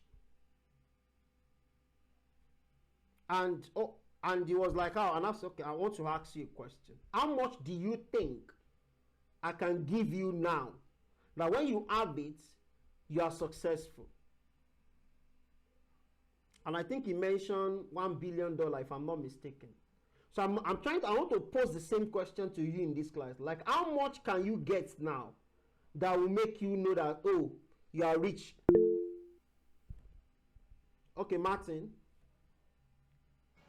The amount you have in your account doesn't say that you're rich or you are not rich. What makes you rich is the ability to make that money, to like the concurrently, like the money is coming in all the time, right? That's the definition of rich. Any money that is just static in your account, that standby, doesn't make you rich. It will finish one day. So that is one example. That's what I want to say. So having $1 billion in your account is not doesn't make you a rich person. You will still, if you are not rich in your mind, you will still misuse that money and finish it up. Okay. So that is it. Thank you so much. Okay. Is there anybody that has a figure in mind? The amount I need is a rich mind, just a rich mind. Okay, you need a rich mind. Okay, no problem. I need the 1 billion. I need the $1 billion. I need $1 billion. It's fine. You go find out. It's fine. Thank you, Martin, and every other person who have taken time to contribute. And you guys really get it right. There is no amount of money that can make you successful or make you rich. Reason is because when you hear those figures, they look at something that cannot finish. But for them to remain or finish, it is relative to what you are spending. Some Yahoo guys you can learn a lot from those guys' foolishness. Yeah. Because before they hit, they're also like us. They think reasonably. They also have a lot of plan. But by the time that money comes in less than 2 weeks, if you hear the millions of naira or dollars that they've finished, you'll be surprised that, is this person crazy or something? Why is it like that? It is like that because they lack purpose.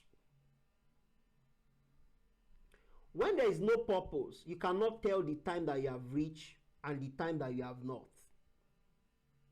You just keep on thinking that you need more money, you need more money, you need more money, and that's what you continue doing. You will know that, oh, at this point in time, I'm successful, when there is lack of purpose. So what really defines that you are rich is your purpose. If you can achieve it, then you are good to go. You are fulfilled. But the misconception that people usually have is that if you are chasing a purpose, you are not going to have money or what have you. But the fact is, it's a lie. That's when you even have more. So now let's look at something. Let's back to class. You are with your clients now. You want to help them to define their brand. And you already know that for you to define a brand, you need to find a meaning and you have to find a culture. So the meaning comes from what? The idea. What's the idea behind this thing that you want to start? Why do you think you should start it? What has happened that pushed you to want to be a teacher? Why do you want to do that? And the list goes on. That question, when they tell you the reason why they want to do that, that now move to what? To mission, which sets their purpose. From this mission, it's moved to what? Converting this one to become a unique idea. So this unique idea is what people will ascribe you to. This unique idea is what people would marry. This unique idea is what people will use to describe you. Now, we have this. Then culture. What is culture? From the definition of culture, you understand what you really need here. A culture is a set of knowledge, beliefs, and behavior patterns. That is, the knowledge that you have, what you believe in, and how you behave. Are you getting this now? Not just you, but a group of people that you put together. What am I saying in essence? If Fixacard is going to grow, then every member of Fixacard, they have to behave the same way. They have to believe the same thing. They have to have the same knowledge. Now, I don't know if anybody noticed it. I just want to call out this foul play so that you guys will understand and see that this. I want you to see this thing holistically. That's why I'm not hiding anything for you.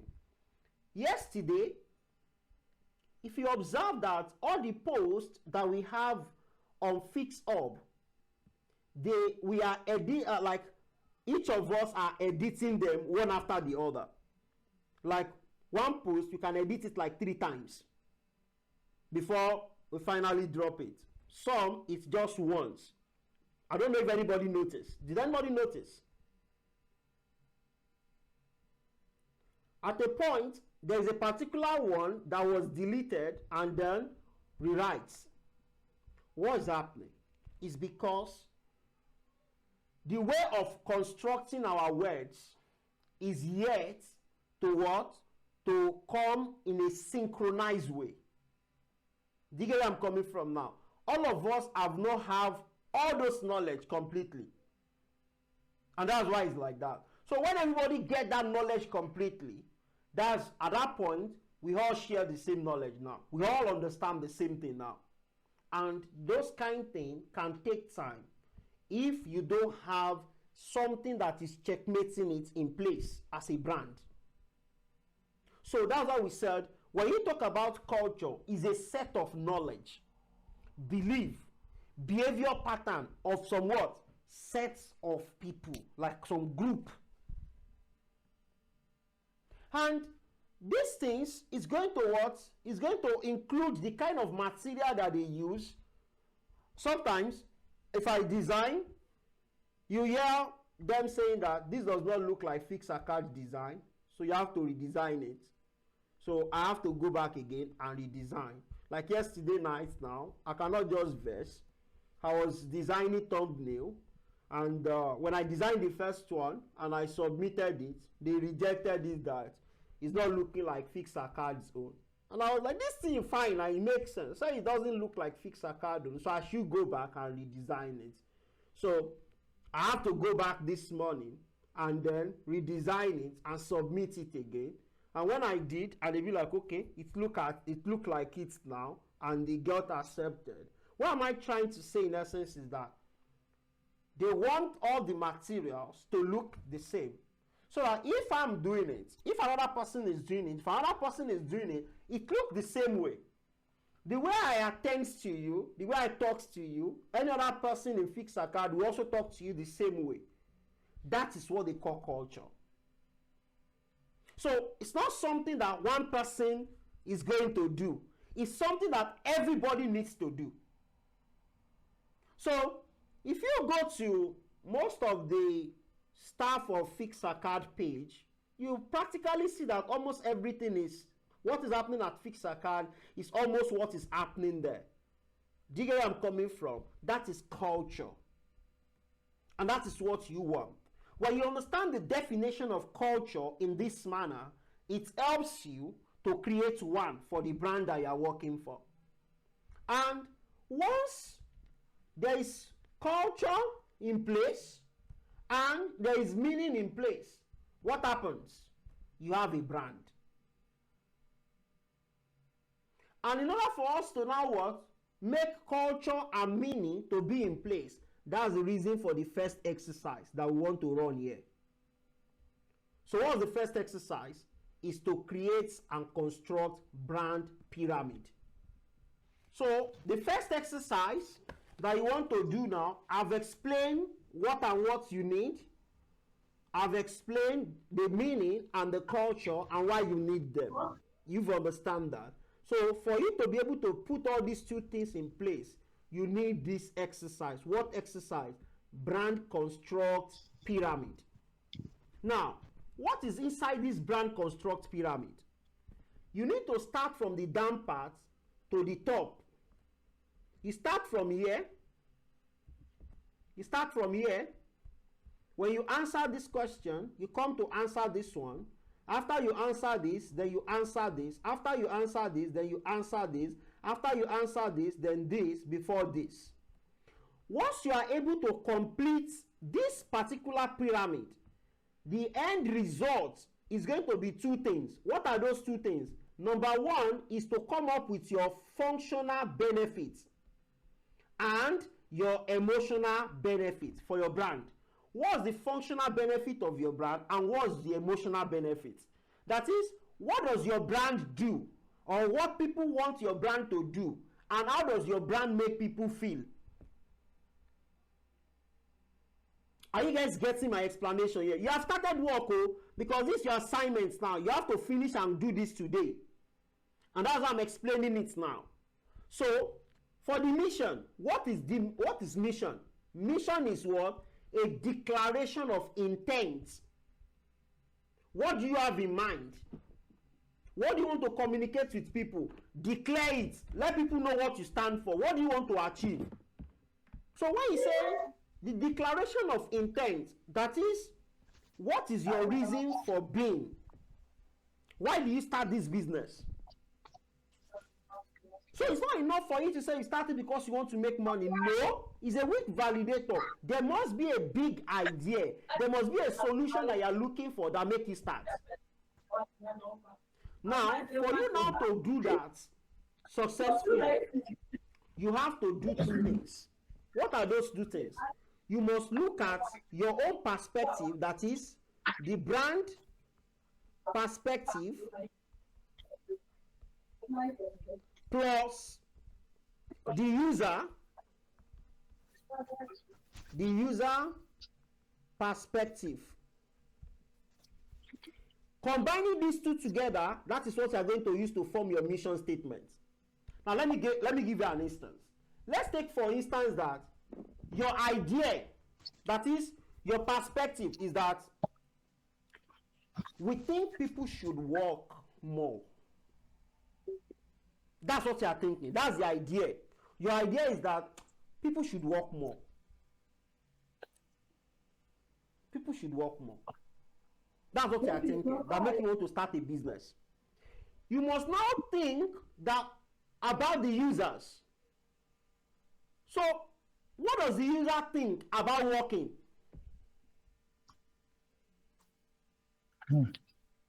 Are you guys getting me now?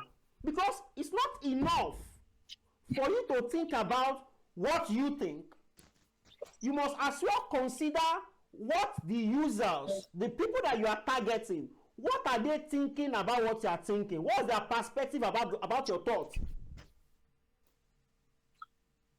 Let's now take for instance that, okay, you think that users should work. If that is your thought, you want them to work, right? Okay. If the perspective of the user is that, oh, I think, okay, working more is good for me. Are you seeing it now? So users, they think that working more is a good thing for them.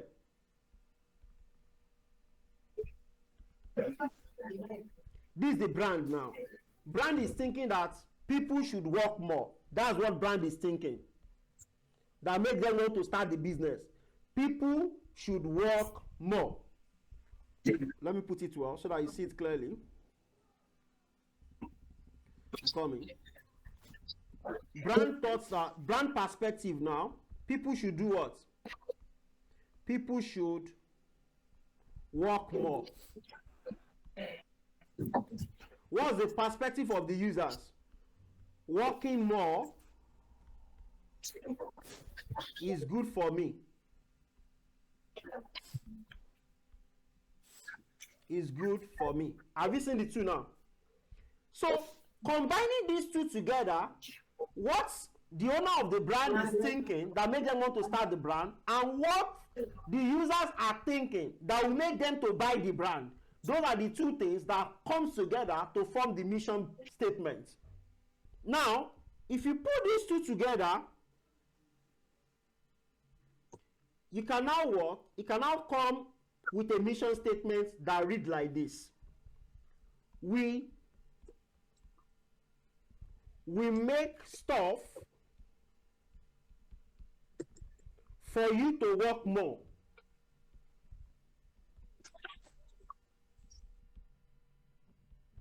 We make stuff for you to work more because it is good for you. Have you seen it now? Yes, Don't sir. reason these statements too much. Yes, sir. Just look at what Yes, we're sir. Yes, combining sir. together that is making it easier for us to come up with a statement. You see, people should work more. That's your own thinking that make you want to start creating shoe. What people are thinking is that working more is good for me. Put the two together to come up with your mission statement. We make stuff for you to work more because it is good for you. You can see that this single statement here, it has put together what your brand thoughts and what the users are also thinking. It captured the two perspectives. You understand how we come up with this statement, right? So if you look at this statement now, this statement puts together the user perspective and the brand perspective to come up with their mission statement. But you see, there is now need for you to portray your mission statement in a way that when people listen to it, it tells them your long-term goal. You need to quote your mission statements in a way that it reflects a long-term Yes, sir. Yes, goal. sir. We're together. If you write this down like this, it tells us what you do and why you do it. But if you want to put in our mind your long-term goal, you can now start that the world will be a better place if, are you getting this now? So you can now put your mission statement there. Are you there now? So I can say the world would be a better place if people work more. The world would be a better place if people worked if people worked more. With the way I've caught this now, this thing is ringing something else in my mind. It's telling me that I have a lot of things to do. It's telling me that, giving me reason why I need to do what I'm supposed to do. Because I know that by creating shoe for people to work more, the world would be a better place if people worked more. This is how your mission statement can help you to fuel your journey. And this is one of the best way in which you can what? Craft your mission statement. So now, I'm going to craft the mission statement for the brand that we are using as a fictional brand here. And you also have to create yours and fill it in your Canva. Just like I'll also do the same thing for this brand at the end of the class. So, what's the mission statement now? So, the LABEC that we are doing what's it called for? From the brand perspective, from the brand world perspective, LABEC exists to create breathing-taking, luxurious wedding engagement cakes that symbolize love, status, and timeless elegance. Are you with me? That's what they stand to create. That is, this is the perspective of the owner. LABEC exists to create breathtaking,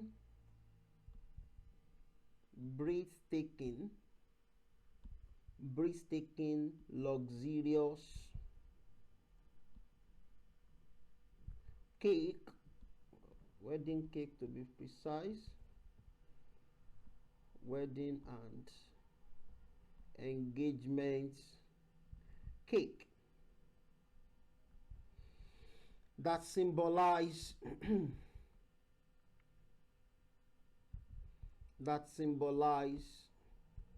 love, status, and timeless elegance.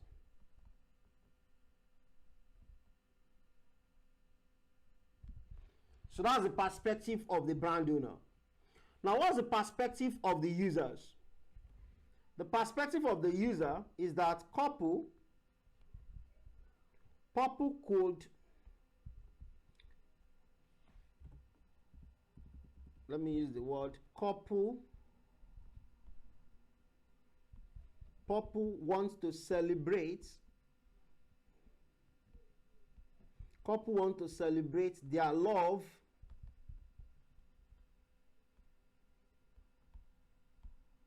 with wedding cake that embodies their unique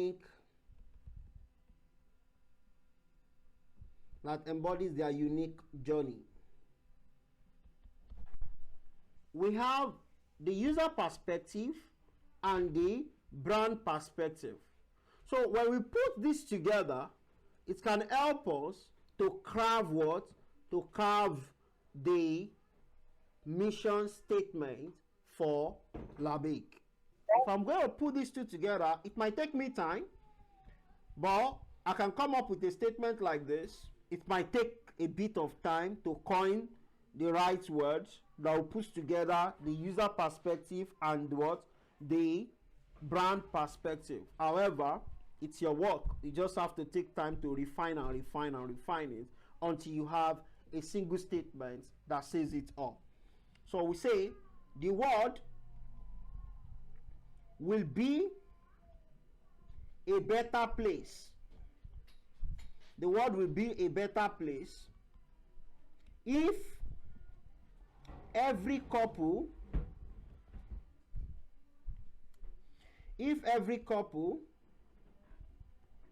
could celebrate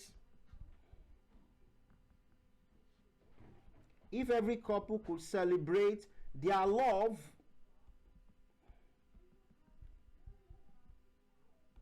with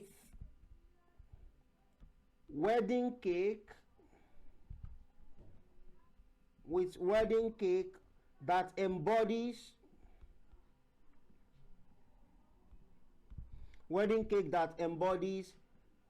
their unique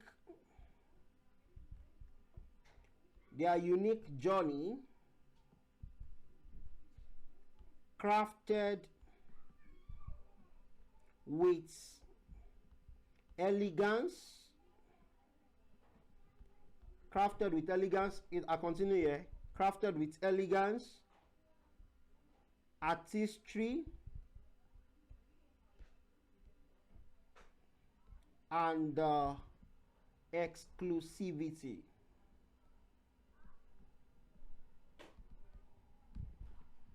Do you see that now? That's the mission statement. The world will be a better place if every couple could celebrate their love with wedding cake that embodies their unique journey, crafted with elegance, artistry, and exclusivity. So you can see it has put in the all of the luxurious words that want to make La Bake to start existing, and what? The memory that the couples want to create with their wedding, or by making them ordering for what? Wedding cake. That forms the mission statement of this brand. Do we get that now?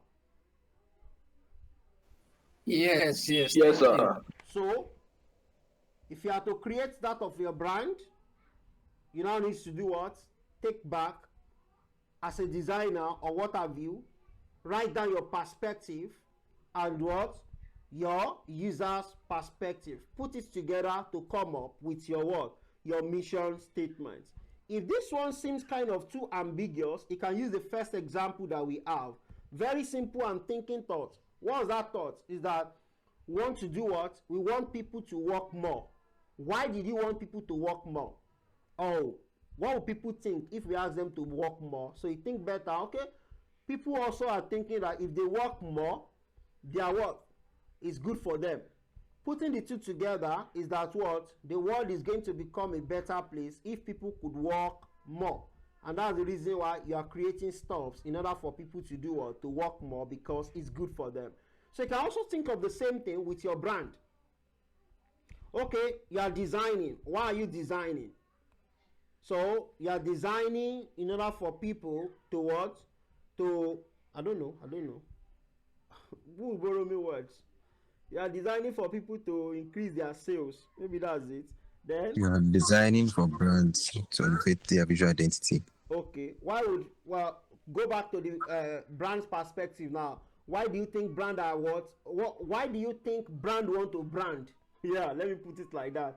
So once you get the reason why brand wants to brand, that will be their own perspective plus your own perspective. Then you can come up with what? A single vision mission statement. I hope we get that clear.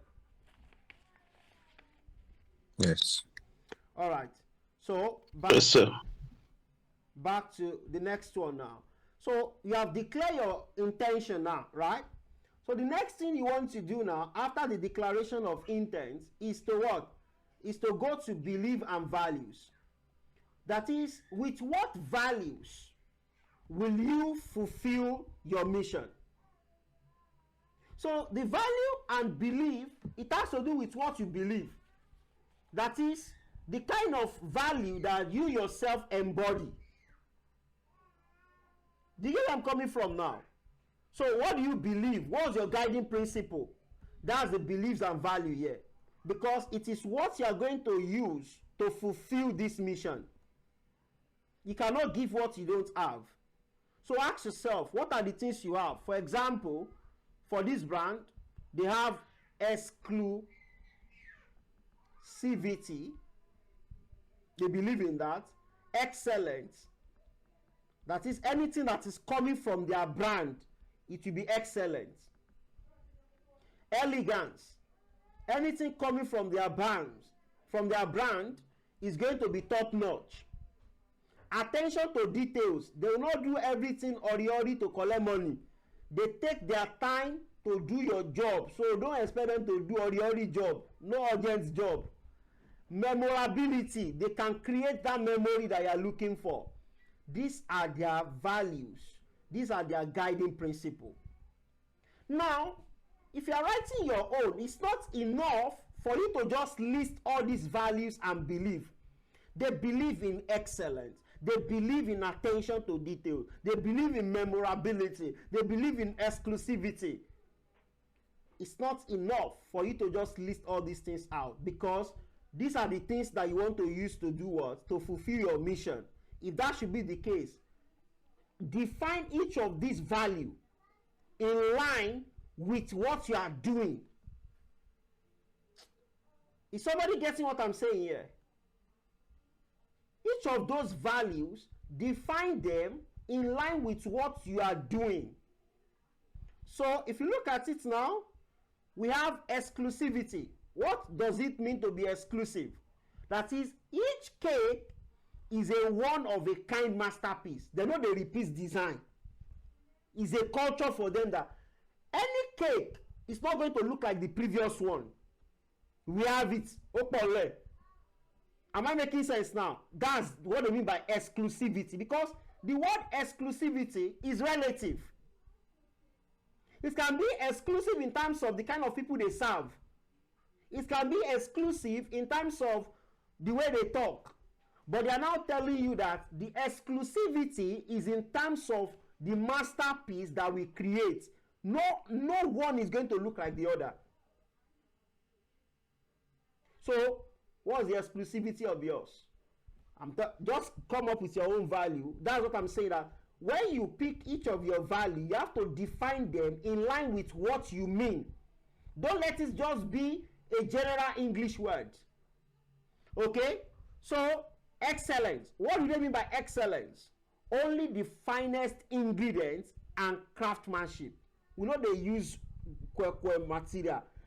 Only the best material. And we are using what? The best craftsmanship. When we notice slight thing, we are going to change it before you see it. We are not the type that the customer cannot notice. No, as long as we notice it, we fix it. What do they mean by elegance? Luxury is reflected in every design and details. You can see that luxury there. Attention to details, perfection in every element.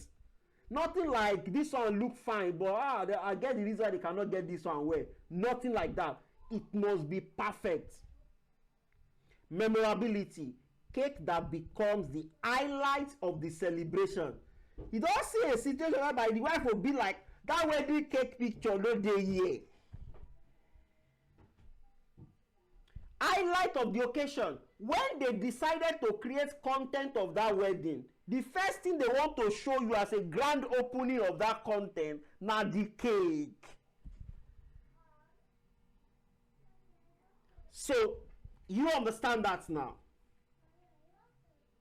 Are we following? Are you getting each of these elements right? Yes. Now, culture. How do you manifest these beliefs and value? You've said it. Yes, sir, we are following. You have declared your mission. That is, you have declared your intent. You have told us how you intend to achieve this thing. Okay, we have heard you. How are you going to make those things happen? How do you manifest them? How do you manifest them means, how are you going to be operating that you make sure that all these things are in place? How are you going to do it?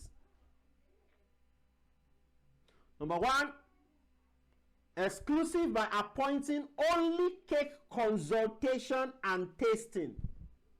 Are you seeing it now? That means what they are, first thing they want to do is that they want to employ someone. We are not doing, first thing they are telling you that we are not doing any other thing aside from cake. So for you to know that we are not doing anything more aside from cake, that should make you know that we are specialists in this thing. That's one thing. Instead of us doing different things together, that we are not going to mix ingredients, we are not going to do anything. It's only cake that we are going to focus on. Are you seeing the way they want to manifest those things now? Because it's not enough for you to have all this value, but you must know how it's going to manifest in your business. So strong collaboration with high-end wedding planners and luxury event vendors. What do they mean? We are going to collaborate with event planner, no be kwekwe event planner, the luxury ones, the high-end ones. We are going to collaborate with them so that we get to understand the detail about the things they want to use for the wedding. What's the theme of the wedding? What color are you going to use? So that when we are creating the cake, the kind of cloth they choose for the party is going to go in line with the kind of decoration that they have. And when they see it, it's going to set in. Not that the cake will be looking odd from the event. You want everything to sync. By that reason, we collaborate with the event planner. Are you seeing the way they are putting this in place? They are putting how they are going to manifest all those values. They are already considering it. Because it's not enough. It's not enough for you to list all those values and define them. You must show how you are going to manifest it. Storytelling through design. Each cake is inspired by the couple's unique love story. You say, hey God, because they want to create cake for you, they will interview you. How do you meet Miss Charity? They 1 year. You know what? I was in an event and this person come to interview me, and from the way she interviewed me, I love her voice, and I was like, oh, there's need for me to know. So when that person is now crafting your cake, they might go into karaoke. So they want to put the voice that makes you remember that, oh, I should go in line with this person. They want to infuse it in your cake. How can they do that? Now they know. That will not concern me again. Or maybe the way you meet your own wife is that you are looking for a job. All your leg is already white. Then she gave you pure water. They can decide to picture what that moment you are collecting that pure water looks like and carve it on your cake. So one night, you see, all these things might seem crazy, but these are touch points. These are why you see big brands do what they do. It's setting a pace down for you on how you want to execute your job, not just anyhowness. Are we getting this now? So, what again? A commitment to discretion and personalized service for high net worth individuals. So what we are saying is that this thing, for us to do it and be profitable, we are not doing it for anyhow people. We are doing it for people that can pay for it. So that if it takes us 4 months to do one cake, we know that the money we charge for it, it's worth it. So you see the way they put everything in place now. They already know that one of the things that can make them digress away from those things that they've mentioned is poor pay. So if you know that poor pay will also make you digress, factor it into your culture. If you are broke, no come here. Not be say we no like you. Now because of wetin we dey do. If we suppose you, find another vendor for you. Do you get where I'm coming from now? So that is culture. So they itemize everything out, and that helps. Then that goes to what? The brand personality. So what's the personality of the brand? That is the trait of the brand. The human part. If your brand happens to be human, how is it going to behave? What will be his character? Is he going to behave like Agbero? So that when any of your client, any of your what is it called, employee want to talk to client, they talk to them as if they offend them before. Do you get where I'm coming from now? So personality of your brand. When people see your brand, who can they relate your brand to? So at this point, you now need to do what? You now need to write down the personality of your brand. So for this particular brand, we have refined, exclusive, we have artistic, we have aspirational,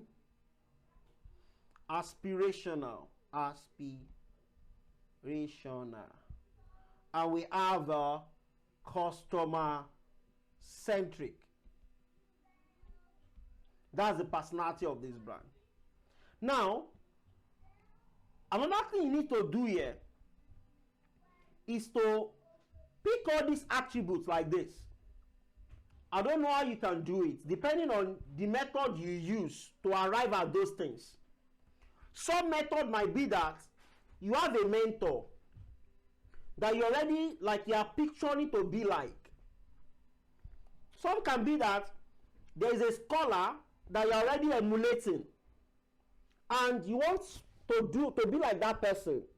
You now write the characteristics of that person as the personality of your brand.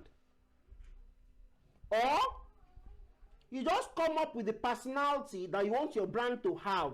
So once you come up with that personality, take those personality, take it to Google and ask Google to suggest scholars or people of the past that have this particular attributes.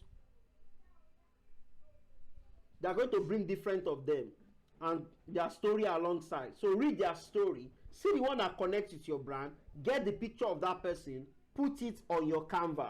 If you look at Fixacard, if you look at Fixacard document, where is it? If you look at Fixacard brand strategy document, can you see this thing here? You see, in terms of personality, we have what? Inspiring, approachable, strategic, reliable, impactful. Have you seen all of these things now? After we define it, we now go and look for one person where we don't even know him. But this person, whenever we see the picture, it stands for these things that we stand for. I have actually forgot the name of this man, and that's bad of me. I will remember later. So you can see the way we have it here. Look at all of the things that we have been saying from beginning that we are coming up for this brand. Look at the mission statement. I don't want to use Fixacard before because it's kind of similar to most of us in terms of what we offer, like design and the likes, even if there is a huge gap. But I don't want anything to conflict the response you want to give to your brand, because all those things we want to use them for something more important than just having the document. That's why you need to pay attention to creating it well. Look at this mission statement. We say the world would be a better place if we empower designers and businesses to create lasting value through strategic education and impactful design services. We are focusing on designers now, giving you guys what? A strategic education. Not just anyhow education, a strategic one, not common one. You will see a class running for all of this.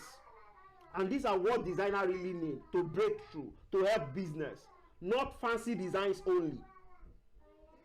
We are living what we stand for. That's the mission. So if we can lose everything, but we are able to achieve this, then we are successful. That's why we don't really bother when we lose money as long as we achieve this.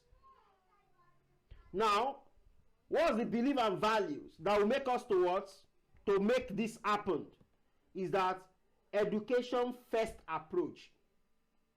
Teaching designers and businesses the principle of strategic design, collaboration, approachability, excellence in execution, ethical practice. And we define everything. What's the culture? Workshop and training. Are we doing it now? Yes. Client-centered design services. When I was talking to Ebron, what's it called? Aldala in the last class as our client, you see the way we talk. It's all about him. It's not all about us. Somebody says in that class that I did not sound desperate. Myself need money. But why I did not sound desperate is because of the culture of the brand. That's why I'm not in haste to just collect his money. And on the long run, because I focus about him, is about him, he was able to raise the money to something that profits the brand. That's how it works. So you're not just creating a document to keep. You are creating a document to guide you towards the success you want. And that is what you want to also do for clients. So in terms of the culture, client-centered design, result-driven projects. So if you do this one very well, It's going to yield a good result for you. Resource creation, you can see sharing templates, guides, and processes to empower both clients and designers. That's the essence of you going to the website to download the free resources. That's the essence of you going to the website to buy resources. It's not just there by accident, it's by purpose. The personality, inspiring, approachable, strategic, reliable, impactful. We don't come outside to project ourselves and make it scary for designers to come and approach. No. Do you get where I'm coming from now? So you have to pay attention to all of these things. And the next one is the brand promise. So what's the brand promise for this particular brand? So brand promise is like a cornerstone. And I'm surprised that a lot of designers, a lot of businesses out there, they don't have the promise. What do they mean by brand promise? Brand promise is that no matter what, either you buy from us or you don't buy from us, this thing is what you are going to be meeting from us. This is what we promise you. This is what we deliver. We are not going to be saying something and be doing something else. Whatever we promise is what we do. So, if you look at that of Fixacard, what's our promise? We deliver powerful design services and practical education to bridge the gap between creativity and business success.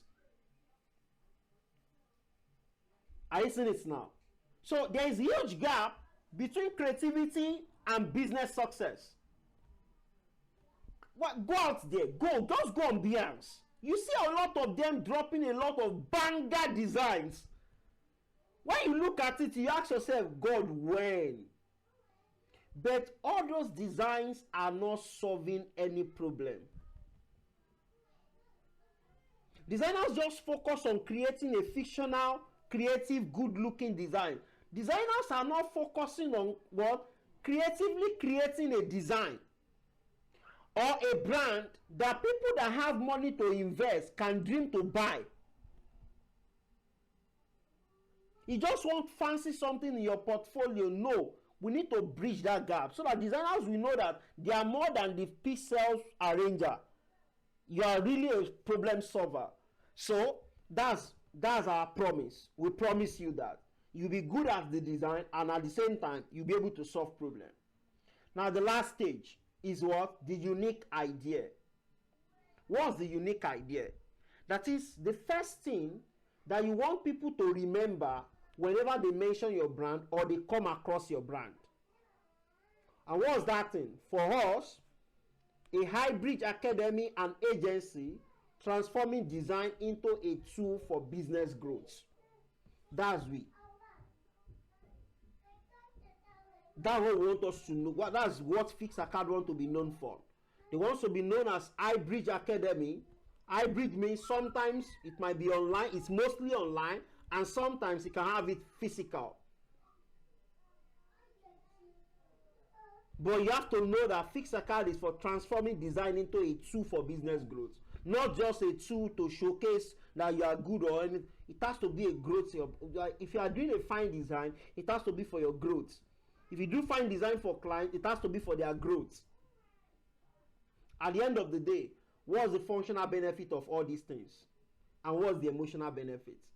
The functional benefit is what you are going to be doing. That is the doing part. When you do that thing, it's going to result to the emotional benefit.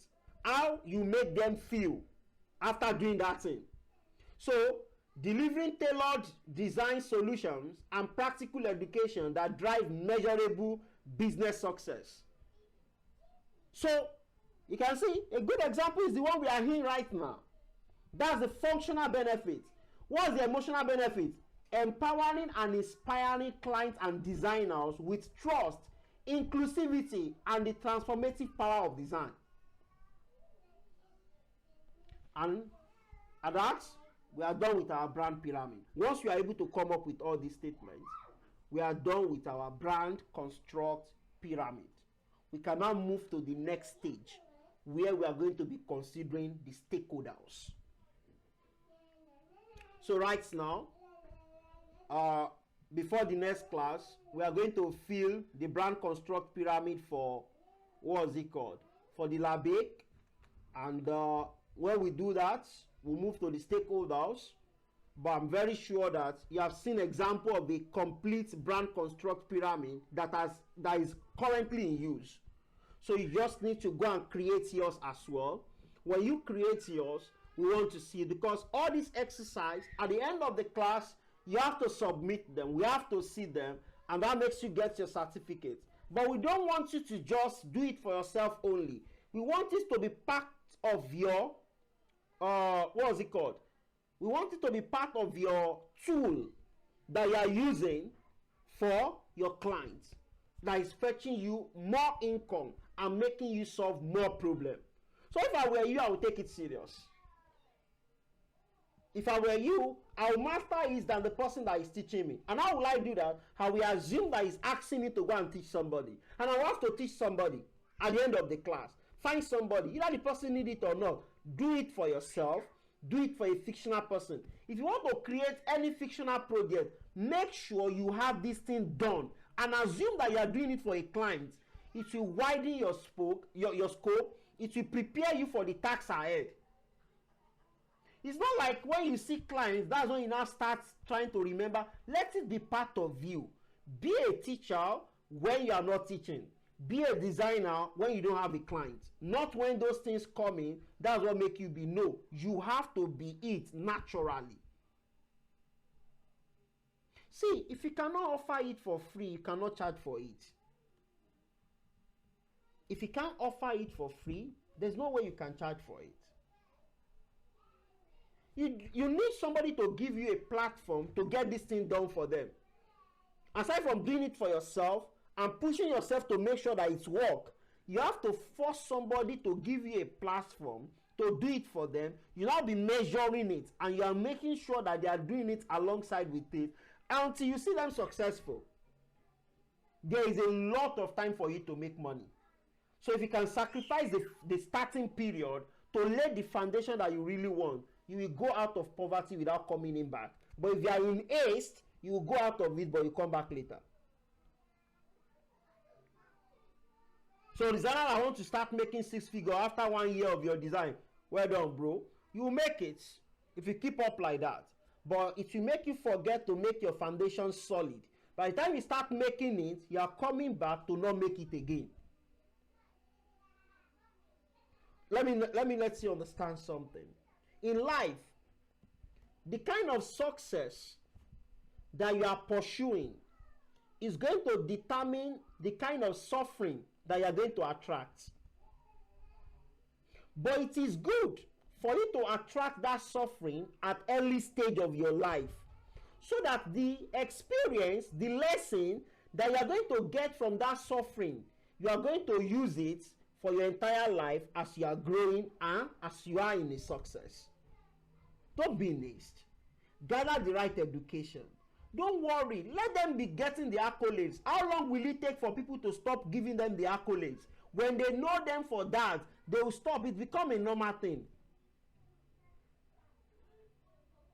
What was the essence of you getting 1 million followers when you cannot convert them to money?